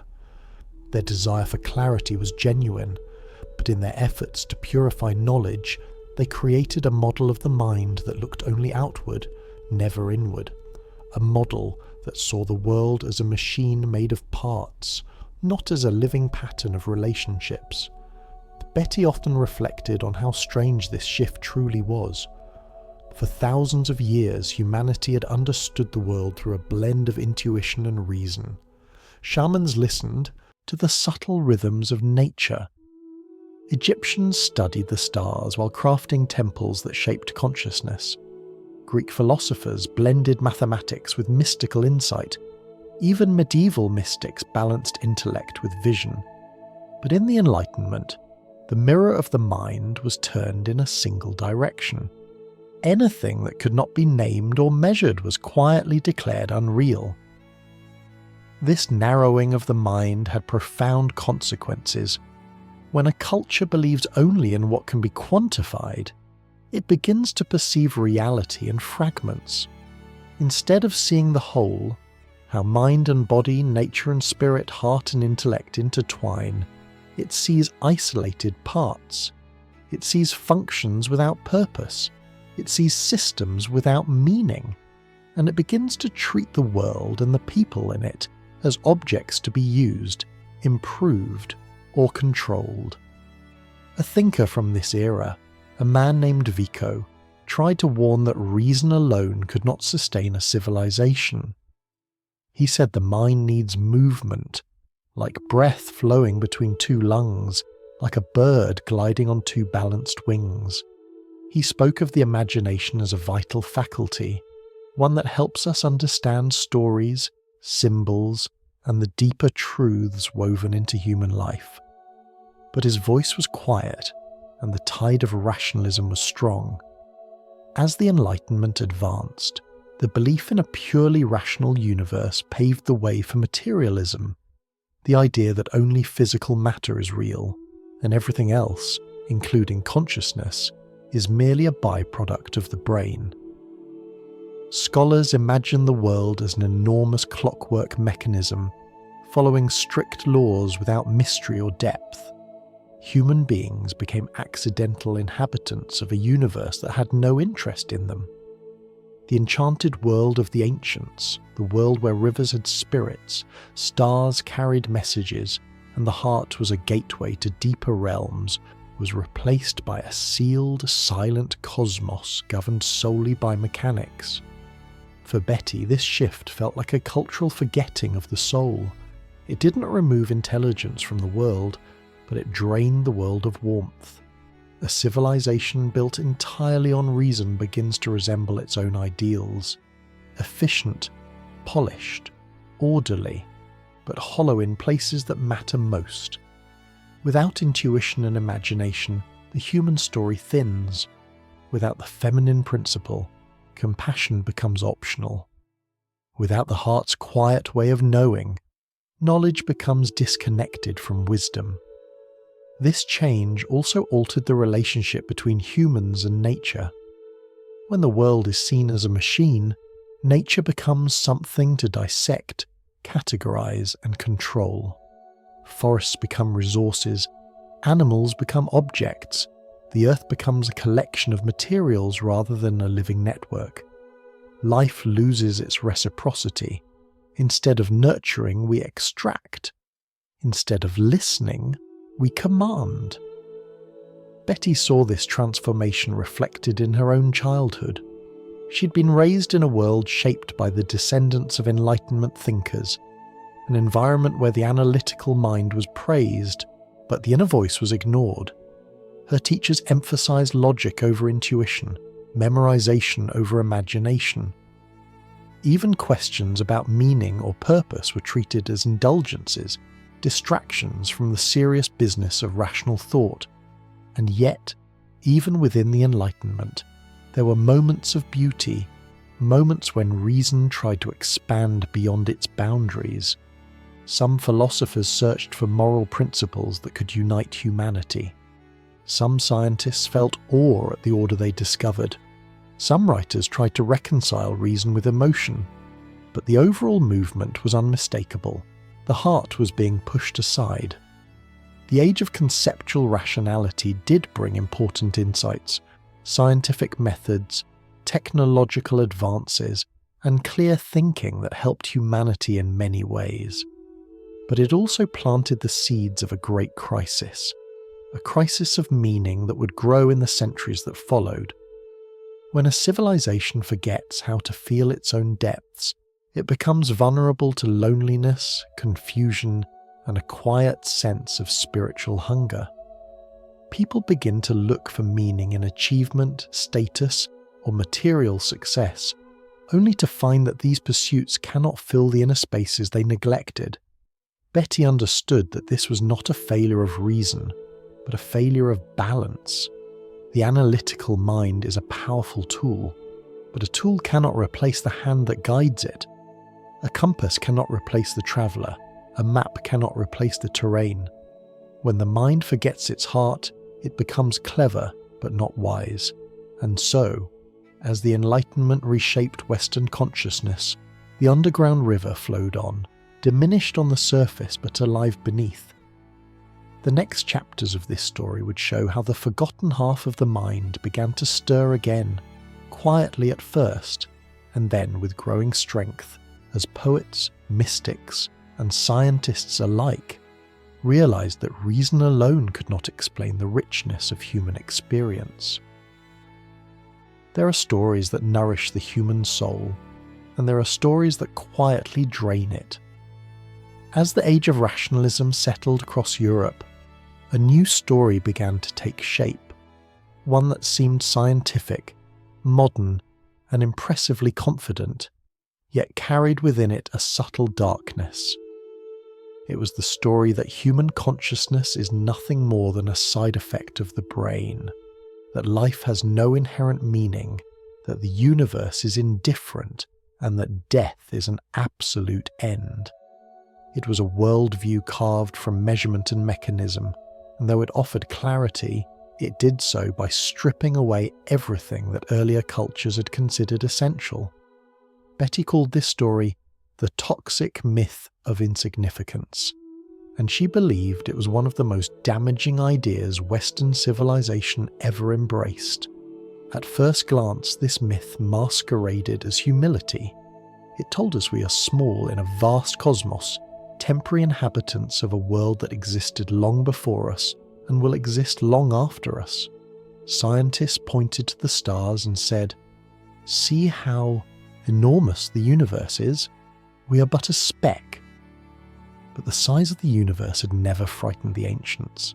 They felt embraced by it, woven into its patterns. The stars were not cold distances. They were expressions of a larger life. The modern view, however, did something different. It said, because the universe is large, you must be meaningless. It equated scale with purpose, as though only the biggest things deserve significance. And it suggested that everything inside the human heart, love, imagination, intuition, longing, could be reduced to electrical signals, small sparks in a nervous system that would one day go dark forever. Many people absorbed this worldview without even realizing it. It was whispered in classrooms, in textbooks, in offhand comments from teachers and scientists. It shaped the way children imagined the world, and although it claimed to be rational, it was, at its core, deeply emotional. It carried the quiet chill of abandonment. When a culture believes that life has no inner meaning, it begins to behave accordingly. Nature becomes a reservoir of resources rather than a living presence. Animals become objects of study rather than beings with their own place in the world. Forests, oceans, and rivers lose their sacredness. Even human beings begin to see themselves and one another as instruments of productivity rather than expressions of consciousness. This shift can be seen in everyday life. Work becomes valued not by whether it nourishes the soul, but by whether it increases output. People are judged by their utility, not their depth. The elderly become inconvenient. Artists become luxuries. Mystics become irrelevant. And children, those bright beings filled with imagination, are gradually shaped into efficient units of society, encouraged to pursue excellence, but discouraged from wondering why excellence matters. Betty often reflected on how strange it is that the modern world, with all its scientific progress, would adopt such a bleak narrative.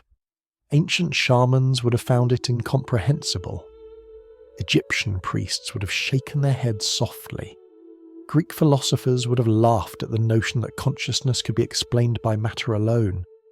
But once the Enlightenment split the mind into parts, once the feminine principle was silenced and intuition declared unreliable, the door to this cold story swung open.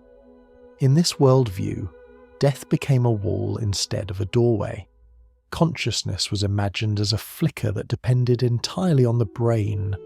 like a candle flame disappearing when the wick burns out. If someone asked what happens after death, the answer was simple: nothing. Not transition, not expansion, not continuation, just an end. For some, this idea brought a sense of simplicity, but for many, it created a quiet despair that lingered beneath the surface of ordinary life. And yet, even as this narrative took hold, cracks appeared in its foundation. People continued to have dreams that felt more real than waking life. They sensed the presence of loved ones who had passed away. They experienced moments of intuition that defied logic. They felt sudden bursts of insight, creativity and meaning that could not be explained through chemistry alone. The human heart refused to be flattened into a machine. Betty believed that the toxic myth of insignificance did not arise from science itself, but from a misinterpretation of science, a narrowing of perspective that mistook one mode of understanding for the whole truth.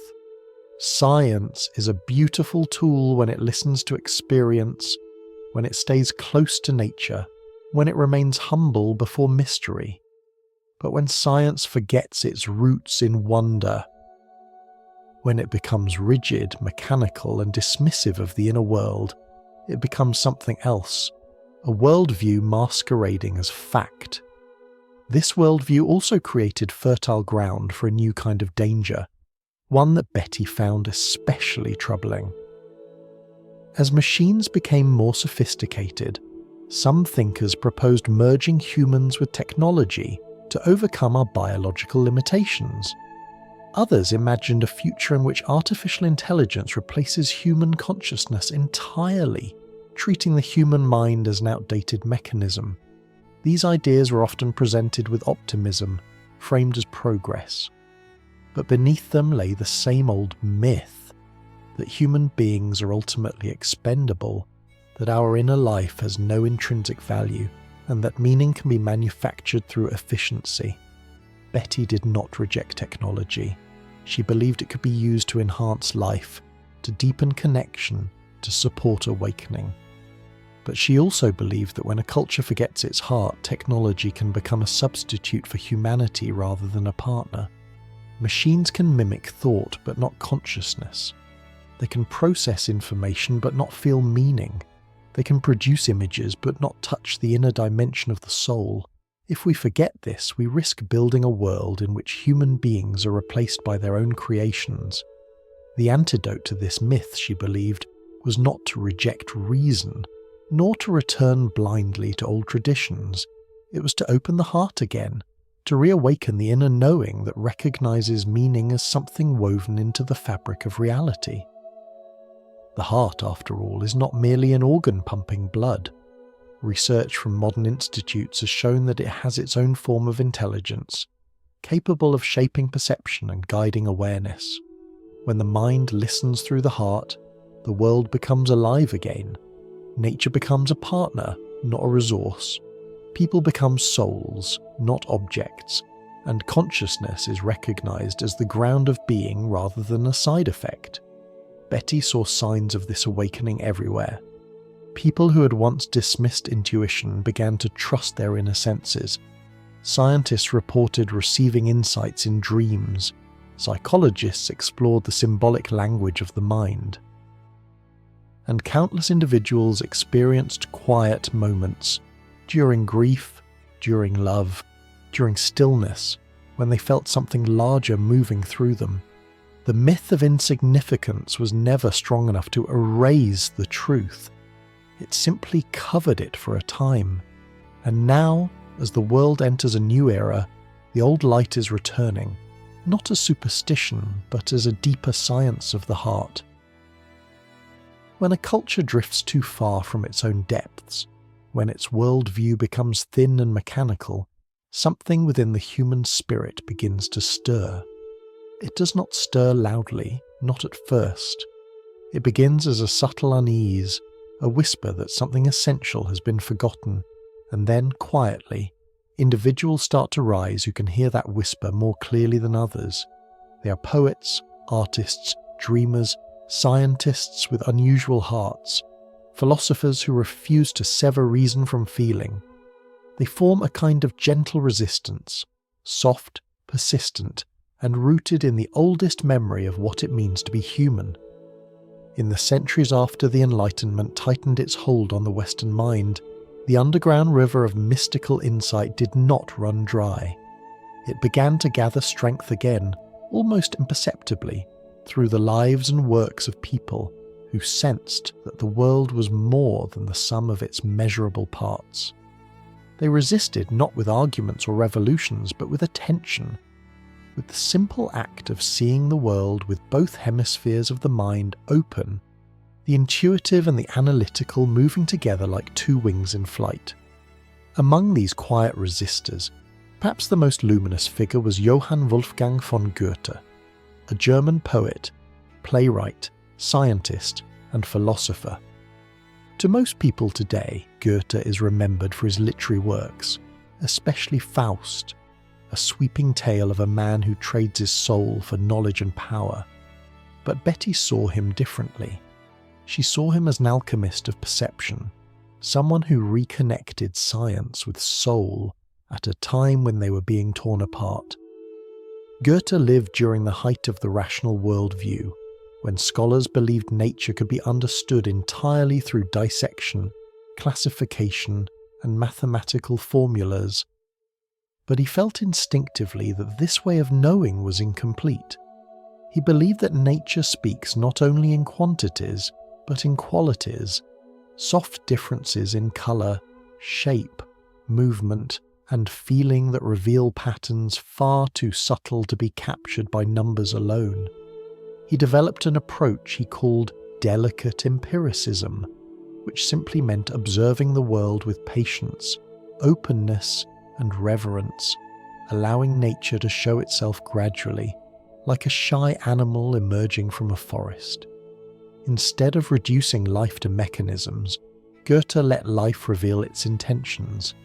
He watched how plants changed shape as they grew, how colours shifted with light, how forms echoed one another across species. He sensed that behind these visible patterns lay an invisible wholeness, a living archetype. This idea was similar to what earlier mystics had described as the inner form of the world, the subtle blueprint that shapes physical reality. Goethe did not write this idea as a formula. He described it as a quiet presence, a guiding pattern that could be felt more than explained. What made Goethe remarkable was not just his insights, but the way he held them. He did not reject science. He expanded it. He refused to split the world in two. For him, the heart and the mind were not rivals, they were companions. The eye, he once wrote, must become like the sun to see the sun. In other words, to understand nature's deeper truths, a person must cultivate within themselves the same light they hope to perceive outside. This perspective stood in stark contrast to the Enlightenment image of nature as a machine. And Goethe was not alone. All across Germany, thinkers and artists were sensing the same awakening. This period, stretching from the late 18th century into the early 19th, became a kind of fourth renaissance, a rebirth of the intuitive mind within a culture that had almost forgotten it. Philosophers like Schelling and Hegel wrote about the world as a living organism rather than a collection of parts. Musicians like Beethoven composed works that felt like journeys into the soul's landscape, filled with motions and tensions that echoed the rise and fall of consciousness itself. Poets like Novalis and Hölderlin spoke of nature as a partner in the spiritual journey.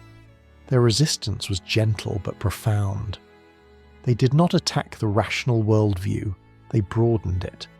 They reminded their culture that imagination is not a childish distraction, but a tool for perceiving the invisible. They insisted that intuition is not the opposite of reason, but its complement, and they showed, through their creativity and insight, that the world is far too rich to be described by mechanics alone. While France championed rational clarity, Germany nurtured a more fluid relationship between the seen and unseen. The German mind, shaped by forests, mountains, and long winters, had always been predisposed to inwardness, to the reflective spaces where intuition rises like mist. This cultural texture allowed the old mystical streams to re-emerge, weaving themselves into philosophy, art, and early science. The Romantic movement, often portrayed as emotional rebellion, was in fact a reawakening of the symbolic mind, a return to the idea that nature is alive, that the soul responds to beauty because beauty reflects something essential about the structure of reality. Betty found this period deeply moving because it proved that the mystical tradition was not merely a relic of the past. It was a living current, capable of rising whenever the balance of consciousness needed to be restored. The underground river that had once sustained shamans, Egyptian priests, Greek philosophers, medieval mystics, and Renaissance thinkers now flowed through the hearts of poets and scientists. They were all responding to the same wound, the split of the Western mind, the loss of the feminine principle, and the narrowing of the human story into a tale of mechanisms and matter. Yet they responded not with bitterness, but with beauty. Their writings and creations whispered a truth the Enlightenment could not erase. That meaning is real, that intuition is trustworthy, that the world is sacred. They reminded their era and ours that the heart is not an accessory to knowledge. It is a source of knowledge. And though their voices did not overturn the dominant world view, they softened it. They prepared the ground for the next great turning, the moment when science itself would begin to sense the limits of its mechanical model and open once more toward mystery. The age of rationalism was steady but incomplete. The age that followed would bring a new kind of awakening, not through poetry or architecture, but through experiments, equations translated softly into images, and discoveries that would echo the oldest shamanic insights. The modern world was about to rediscover the ancient light. There are moments in history when two distant worlds suddenly recognize each other, like travellers meeting on a quiet road and realizing they have been following the same path from opposite directions. The 20th century carried such a moment. On one side of that road stood modern science, with its equations, laboratories, and instruments humming softly in sterile rooms.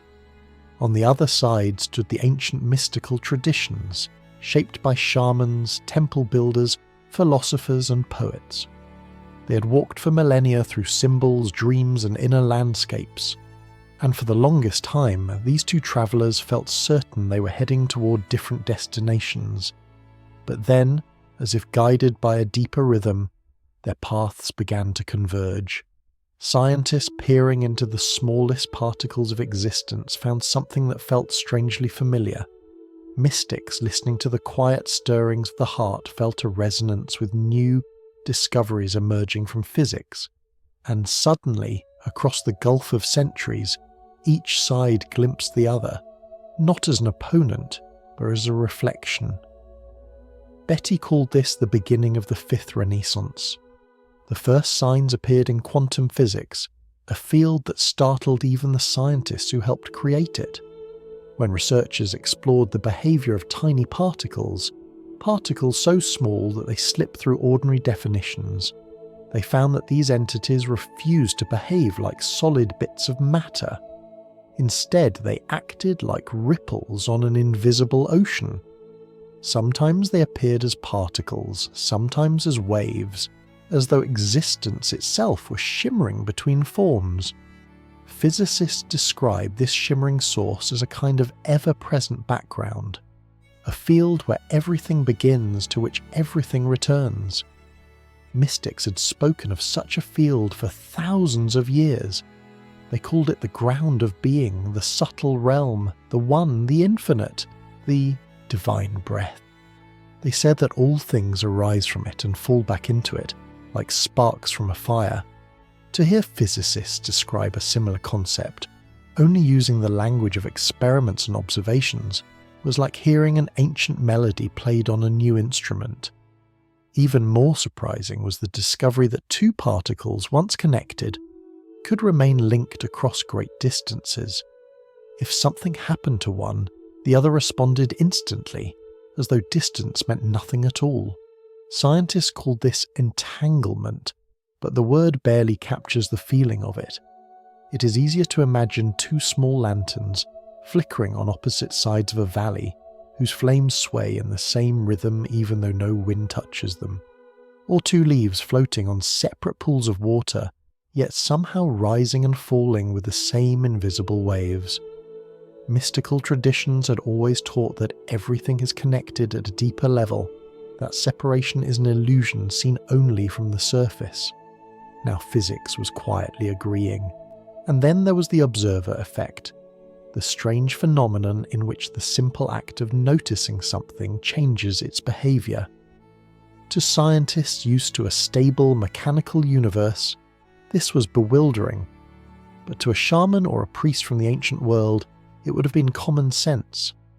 They knew that consciousness is not a passive witness. It participates, it shapes. It bends reality the way a hand shapes clay, not forcefully, but through presence. Betty often softened this idea by picturing it as a gentle ripple. When you drop a stone into water, the surface shifts in response. When consciousness touches the world feels it. Yet quantum physics was only one half of the rediscovery. At the same time, physicists were looking outward into the fabric of reality. Another group of researchers was looking inward, into the rhythms of the human heart. What they found was extraordinary. The heart, long considered a simple pump, revealed a kind of intelligence of its own. It held its own network of neurons, tiny messengers that sensed the world and communicated directly with the brain. And these messages were not merely biological instructions. They shaped perception. They influenced emotional clarity. They even affected intuition. Scientists at Heart Math, a research institute dedicated to studying this inner intelligence, discovered that the heart produces a gentle electromagnetic field, an invisible rhythm that extends beyond the body. When a person is calm, compassionate, or centered, this rhythm becomes smooth and harmonious. When they are anxious or angry, it becomes jagged and irregular. What surprised researchers even more was that these heart-based rhythms could influence others nearby, subtly guiding groups of people into states of coherence or dissonance, depending on emotional tone. To Betty, this was not merely a biological discovery. It was a reminder of something ancient. Shamans had long said that the heart is a doorway, a place where the individual meets the wider field of consciousness. Egyptian priests described the heart as the organ weighed against truth itself. Medieval mystics spoke of the inner chamber of the heart, where divine light entered, and now, quietly, softly, modern science was beginning to identify the physical traces of what the ancients had always felt. Even the stories of scientific insight echoed the old mystical patterns. Many great discoveries were not born from deliberate calculation, but from dreams, visions, or sudden inner images. Albert Einstein described his theory of relativity as beginning with a mental picture of himself riding alongside a beam of light. The structure of benzene, a ring of atoms, came to a chemist in a dream of a snake biting its own tail. Some mathematicians said their best ideas arrived as complete visions, which they then spent years translating into equations. It was as if the deeper field of consciousness spoke in symbols first, long before the mind translated them into the crisp lines of science. Betty loved to soften this by imagining scientists receiving quiet gifts from the universe, glimpses of truth wrapped in dreams, delivered with the same gentleness that mystics once felt in temples or caves. The more she studied these stories, the more she felt that science was not discovering something new. It was remembering something ancient. The fifth Renaissance, in her eyes, was not simply a scientific revolution, it was a reunion, the analytical mind rejoining the intuitive mind, the left hemisphere reaching toward the right, the heart rising to meet the brain in partnership. It was the return of a deeper balance, a rekindling of the sacred marriage within the human psyche, the same union that First Temple mystics had preserved before it was lost. And as this new understanding spread, from physics labs to psychology clinics, from spiritual retreats to living rooms, Betty sensed a quiet shift in humanity itself.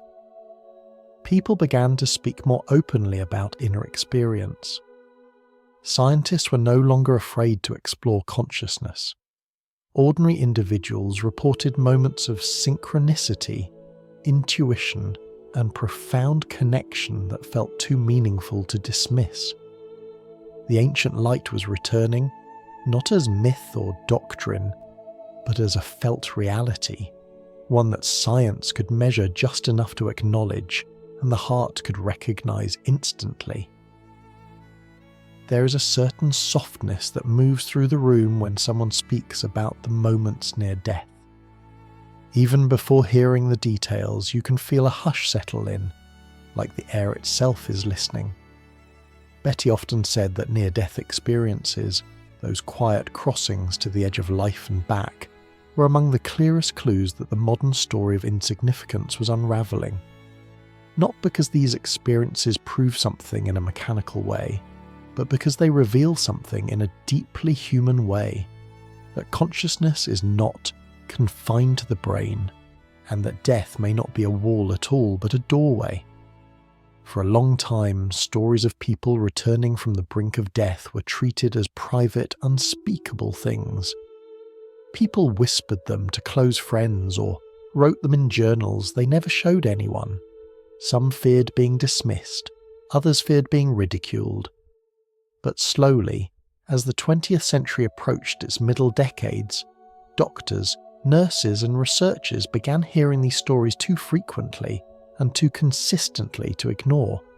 Patients whose hearts had stopped described vivid experiences during periods when, by all conventional understanding, their brains should have been incapable of generating awareness.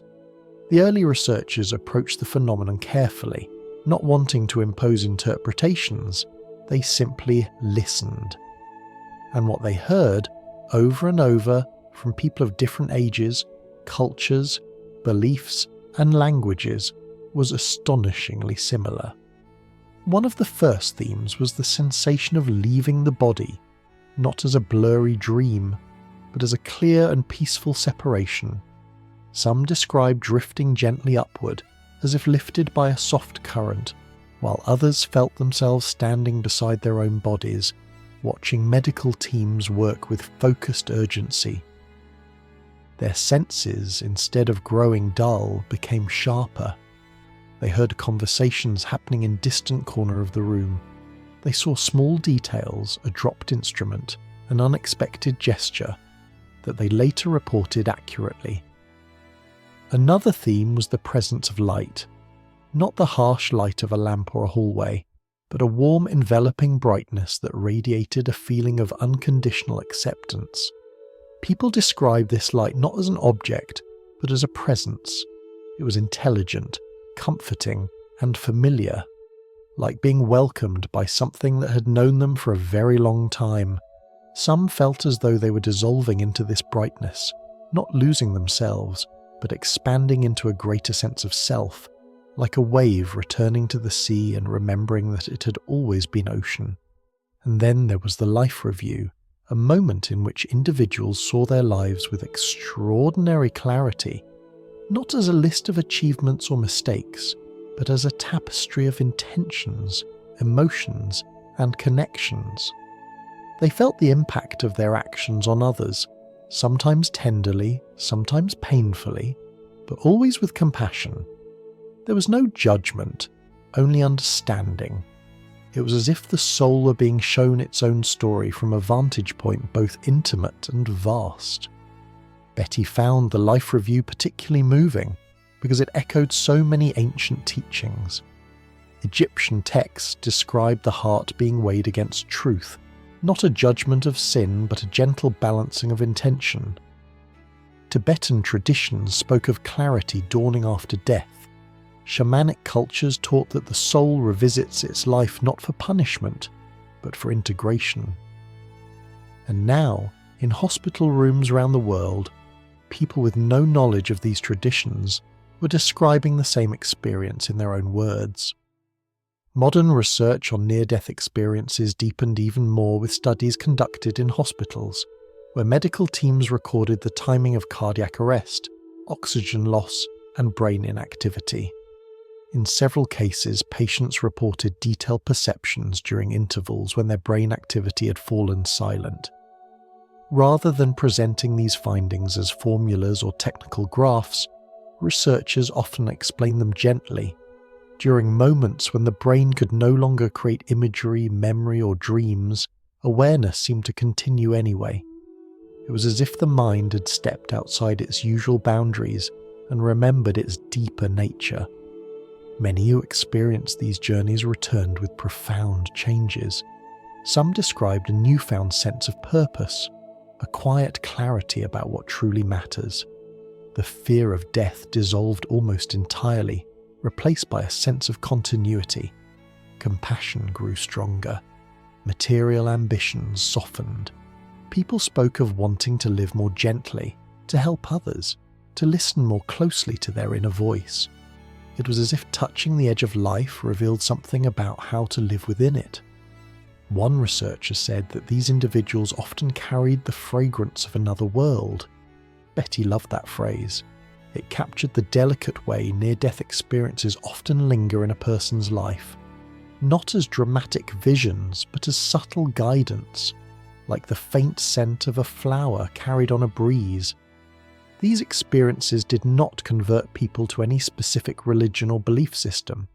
Instead, they reminded them that consciousness is larger than the body, and that love, simple, quiet love, is closer to the essence of reality than fear. As she studied these stories, Betty noticed something else. Near-death experiences were becoming more common. Better medical technology meant more people were being revived after moments when, in earlier centuries, they would have slipped away completely. As a result, the boundary between life and death had become more porous. Humanity, perhaps for the first time in history, was receiving a large-scale reminder that the old mechanical view of consciousness could not account for these experiences. She began to wonder whether this increase was part of a larger pattern, whether the rise in near-death accounts was not simply a medical development, but a cultural one. Perhaps, she thought, humanity was being gently nudged toward remembering the truth it had forgotten during the age of rationalism, that consciousness does not end with the body, that the soul is not a myth, and that our lives are woven into a much larger story. And just as quantum physics had revealed the shimmering, interconnected nature of the physical world, near-death experiences revealed the shimmering, interconnected nature of the inner world.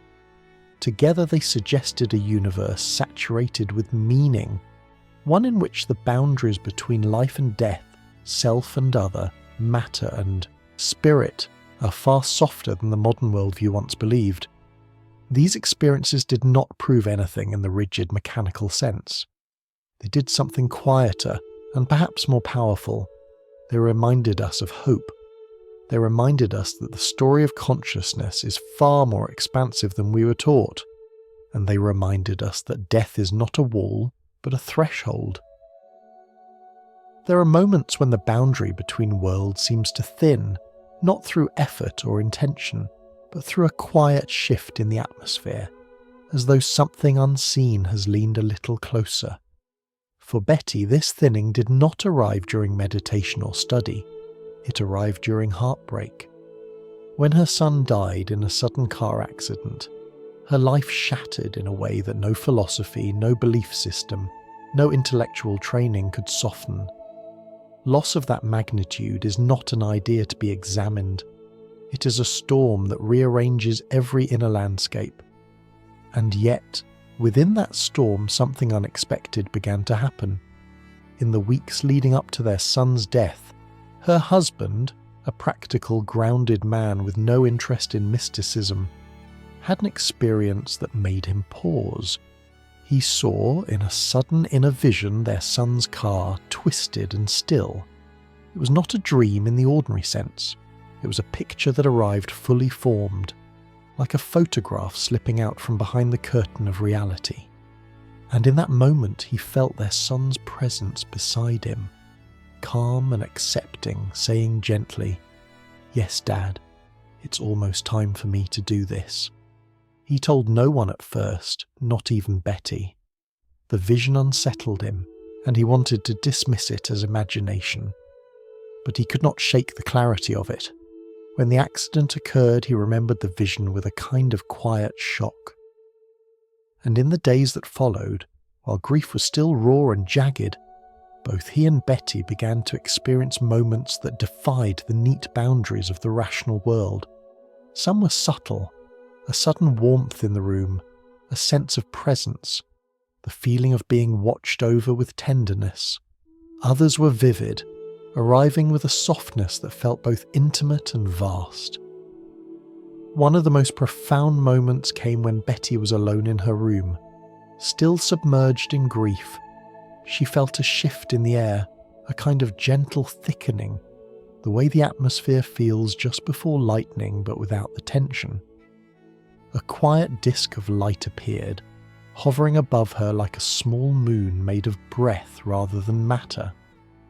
From this disk, a feminine figure emerged, not in the shape of a body, but in the shape of presence, like a warm outline of awareness. The figure moved toward her, and instead of fear, Betty felt a deep calm. The presence entered her heart, not as an intrusion, but as a merging, like a note joining a larger chord, and then a soft song rose inside her, a melody without words yet filled with meaning. The voice sang, "We are here to be with you. You have called us." Those words, simple and gentle, altered the course of her life. She understood in that moment that there is a field of consciousness surrounding the earth, a field made of light, memory, and intention. It is not a myth or metaphor. It is as real as gravity, though far less visible. This field waits for human beings to open the valve of their awareness, to invite a deeper connection, to remember the ancient relationship between the seen and unseen worlds. Her husband too had another experience. One night, in the quiet space between sleep and waking, he found himself standing before a vast luminous presence. It guided him to a symbol, a configuration that looked like a soft arrangement of lines, stacked neatly like strokes in a delicate painting. He did not know what it meant, but he felt an overwhelming sense of assurance, as though he'd been given something important. When he woke, he drew the lines on a piece of paper. Later they discovered that the configuration matched one of the ancient images used in the I Ching, the Book of Changes, a text thousands of years old. The symbol corresponded to a message often translated as "work on what has decayed." This message did not speak of collapse or ruin. It spoke of healing, of restoring what has become dry or fractured within a culture. When he saw this meaning, he felt a deep recognition. The symbol was not a warning, it was a calling. Together their experiences led to a name that arrived quietly, like a whispered introduction from another realm, the Merchants of Light. At first the phrase puzzled them. It carried both softness and weight, as though describing beings who travel not with goods or messages but with illumination. Over time, the meaning unfolded. The Merchants of Light were not external entities in the way stories often portray angels or guides. They were part of the larger field of consciousness, a collective presence that reappears throughout history whenever humanity reaches a turning point. They inspire individuals to seek inner truth, to awaken their hearts, to remember what earlier civilizations knew about the nature of reality. Many cultures have spoken of such beings. Ancient Egyptians described them as those who carry the flame between the worlds. Mystics in medieval Europe called them the communion of saints, not as figures on stained glass, but as living presences that could be felt in moments of deep stillness. Sufi poets wrote of luminous guides hidden in the folds of existence. Indigenous cultures spoke of ancestors who walk with us in ways the physical eye cannot detect. Betty and her husband realised that these presences have been reaching toward humanity repeatedly, offering guidance, inspiration, and comfort. But humans can only perceive them when consciousness is open, when the heart is soft, when grief or love or wonder creates a space large enough to feel their touch. The idea that such a field could surround the earth might seem abstract, but Betty described it in gentle terms. Imagine a soft veil of light, delicate as morning mist hovering around the planet. This veil is woven from the consciousness of beings dedicated to healing and awakening. They are not here to intervene dramatically or to override human choices. They are here to amplify what is already rising within us: compassion, insight, the longing for wholeness, the desire for a gentler world. The merchants of light, she believed, were helping humanity prepare for a moment of transformation. A moment when the wounds created by centuries of separation, mind from heart, masculine from feminine, science from spirit, could finally begin to mend. But this healing is not imposed from above. It is invited from within. The more individuals attune their inner lives, through stillness, through kindness, through attention, the more visible this field becomes. In her quieter moments, Betty wondered why these experiences came most vividly through grief. She realized that loss breaks the shell of identity, allowing light to enter through the cracks. It softens the edges of the self. It opens space for connection that the rational mind often overlooks. In the stillness after her son's passing, she found a door she did not know existed, a door that had been waiting patiently, perhaps for years, perhaps for lifetimes. Through that door flowed the presence of the merchants of light. There are times in the story of a civilization when everything becomes unusually quiet, as though history itself is inhaling before choosing its next breath. Betty believed we're living in such a moment now, a moment when humanity stands at a crossroads more profound than any political conflict, technological milestone, or cultural shift. It is the crossroads between two visions of the future, one rooted in the mechanistic story that has dominated the West for centuries, and one rooted in the deeper, older understanding that consciousness is the source of life, not a byproduct of biology. To understand the importance of this turning, she often returned to the long story we have gently travelled through, the story of the underground mystical tradition.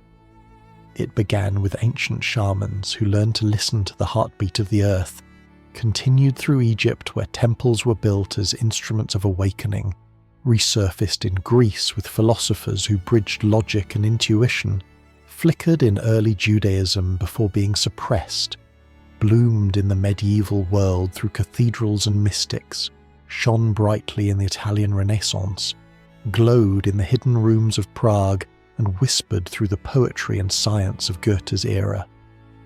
This story was not a straight line. It rose and fell like a tide. But beneath every wave was the same quiet message. The universe is alive, consciousness is fundamental, and the human heart is a bridge between worlds. Then came the age of the split mind, when reason pushed aside intuition, when the analytical hemisphere overshadowed the imaginative one, and when the heart, both as a symbol and as an organ of intelligence, was forgotten.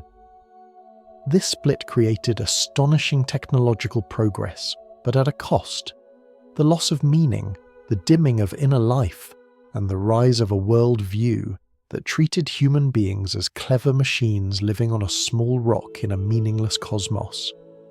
And from that worldview grew a deeper danger, the belief that machines could replace human consciousness entirely. Betty saw this belief everywhere, in conversations about merging human minds with artificial systems, in predictions that biological life may become obsolete, in fantasies about downloading awareness into digital structures. To her, these ideas were not frightening because of the technology itself. Technology, like fire, is neutral. What frightened her was the worldview behind the ideas, the belief that human consciousness is nothing but information, that the body is merely a container, and that the soul is an illusion. This worldview is a continuation of the old myth of insignificance. It says, you are just matter. You are replaceable. You are a pattern that a machine can imitate. And beneath those lines lies a deeper whisper. You are not sacred. But the quiet resurfacing of ancient knowledge, the Fifth Renaissance, offers a very different message. Quantum physics suggests that the universe behaves more like a web of relationships than a collection of objects. Near-death experiences show consciousness continuing when the brain is silent. Heart-based research demonstrates that emotion and intention shape our internal rhythms and influence our perception. Mystical traditions teach that we are expressions of a larger intelligence, sparks of a field that holds memory, creativity and purpose. Together, these threads reweave a picture of the human being that is not only richer, but more accurate. A being who is simultaneously physical and luminous, rooted and infinite, small in form yet vast in essence. Betty believed that as this understanding spreads, humanity will face a choice, not imposed from outside, but emerging from within each person. The question is gentle yet profound. Do we continue on the path of becoming more machine-like, valuing efficiency over meaning, control over connection, and information over wisdom? Or do we awaken the deeper capacities that have been dormant in our culture? Intuition, presence, compassion, and the ability to sense the field of consciousness within and around us. For her, the second path is not simply preferable, it is essential for survival. A mechanized future, one that treats life as replaceable, nature as expendable, and consciousness as secondary, cannot sustain itself. It may produce extraordinary technology, but it will erode the foundation of humanity. Without connection to the heart, society becomes brittle. Without meaning, ethical choices become mechanical. Without inner life, the outer world becomes hollow. But the heart-centered path offers a very different possibility. When people reconnect to the intuitive dimension, they sense meaning not as an abstract idea, but as a lived reality. They feel the interconnectedness of life. They understand that the earth is not a resource but a partner. They see every human being as a carrier of light, not an object in competition with others. Betty often spoke of the sacred marriage between the left and right hemispheres of the mind, the analytical and the intuitive, and between the mind and the heart. This marriage, she believed, is the evolutionary task of our time. It is the healing of the split that began centuries ago. It is the remembrance of wholeness. In this sense, the Fifth Renaissance is not an event. It is an awakening. It is the moment when the underground river rises to the surface again, when ancient knowledge and modern discovery meet, when the human heart begins to recognize itself as part of something vast and luminous. She also believed that people everywhere are participating in this shift, sometimes consciously, sometimes unconsciously. A person who feels drawn to meditation without knowing why, a scientist who begins to trust intuitive insights, a child who speaks of perceiving colours around people, a doctor who begins to sense that healing is more than chemistry. All of these are signs that the deeper field is touching human life again. This awakening may be subtle, but it is widespread. It is visible in the global rise of interest in mindfulness, in the popularity of near-death accounts, in the quiet hunger for meaning that so many people feel at night when the world becomes still. It is visible in the tenderness with which people mourn the earth, seeking new ways to live gently. It is visible in the growing conversation about consciousness at the edges of science. Betty called those who participate in this shift the merchants of light, not because they carry something external, but because they carry within them a spark that can illuminate others. A merchant of light is someone who lives with an open heart, who seeks to understand rather than judge, who feels the quiet thread connecting all beings, and who acts from a place of presence rather than fear. She believed that the world does not need heroic displays of enlightenment. It needs small acts of tenderness, quiet choices of kindness, ordinary moments of awareness. Each time a person listens deeply, chooses compassion, or honours their intuition, the field of light surrounding humanity grows a little stronger, and in this way, the crossroads becomes clear. Humanity does not need to choose between reason and intuition, science and spirit, technology and life. It needs to choose integration. It needs to remember. It needs to return to the heart. Because the heart is not a metaphor. It is a doorway. And when that doorway opens, even a little, the world becomes luminous again.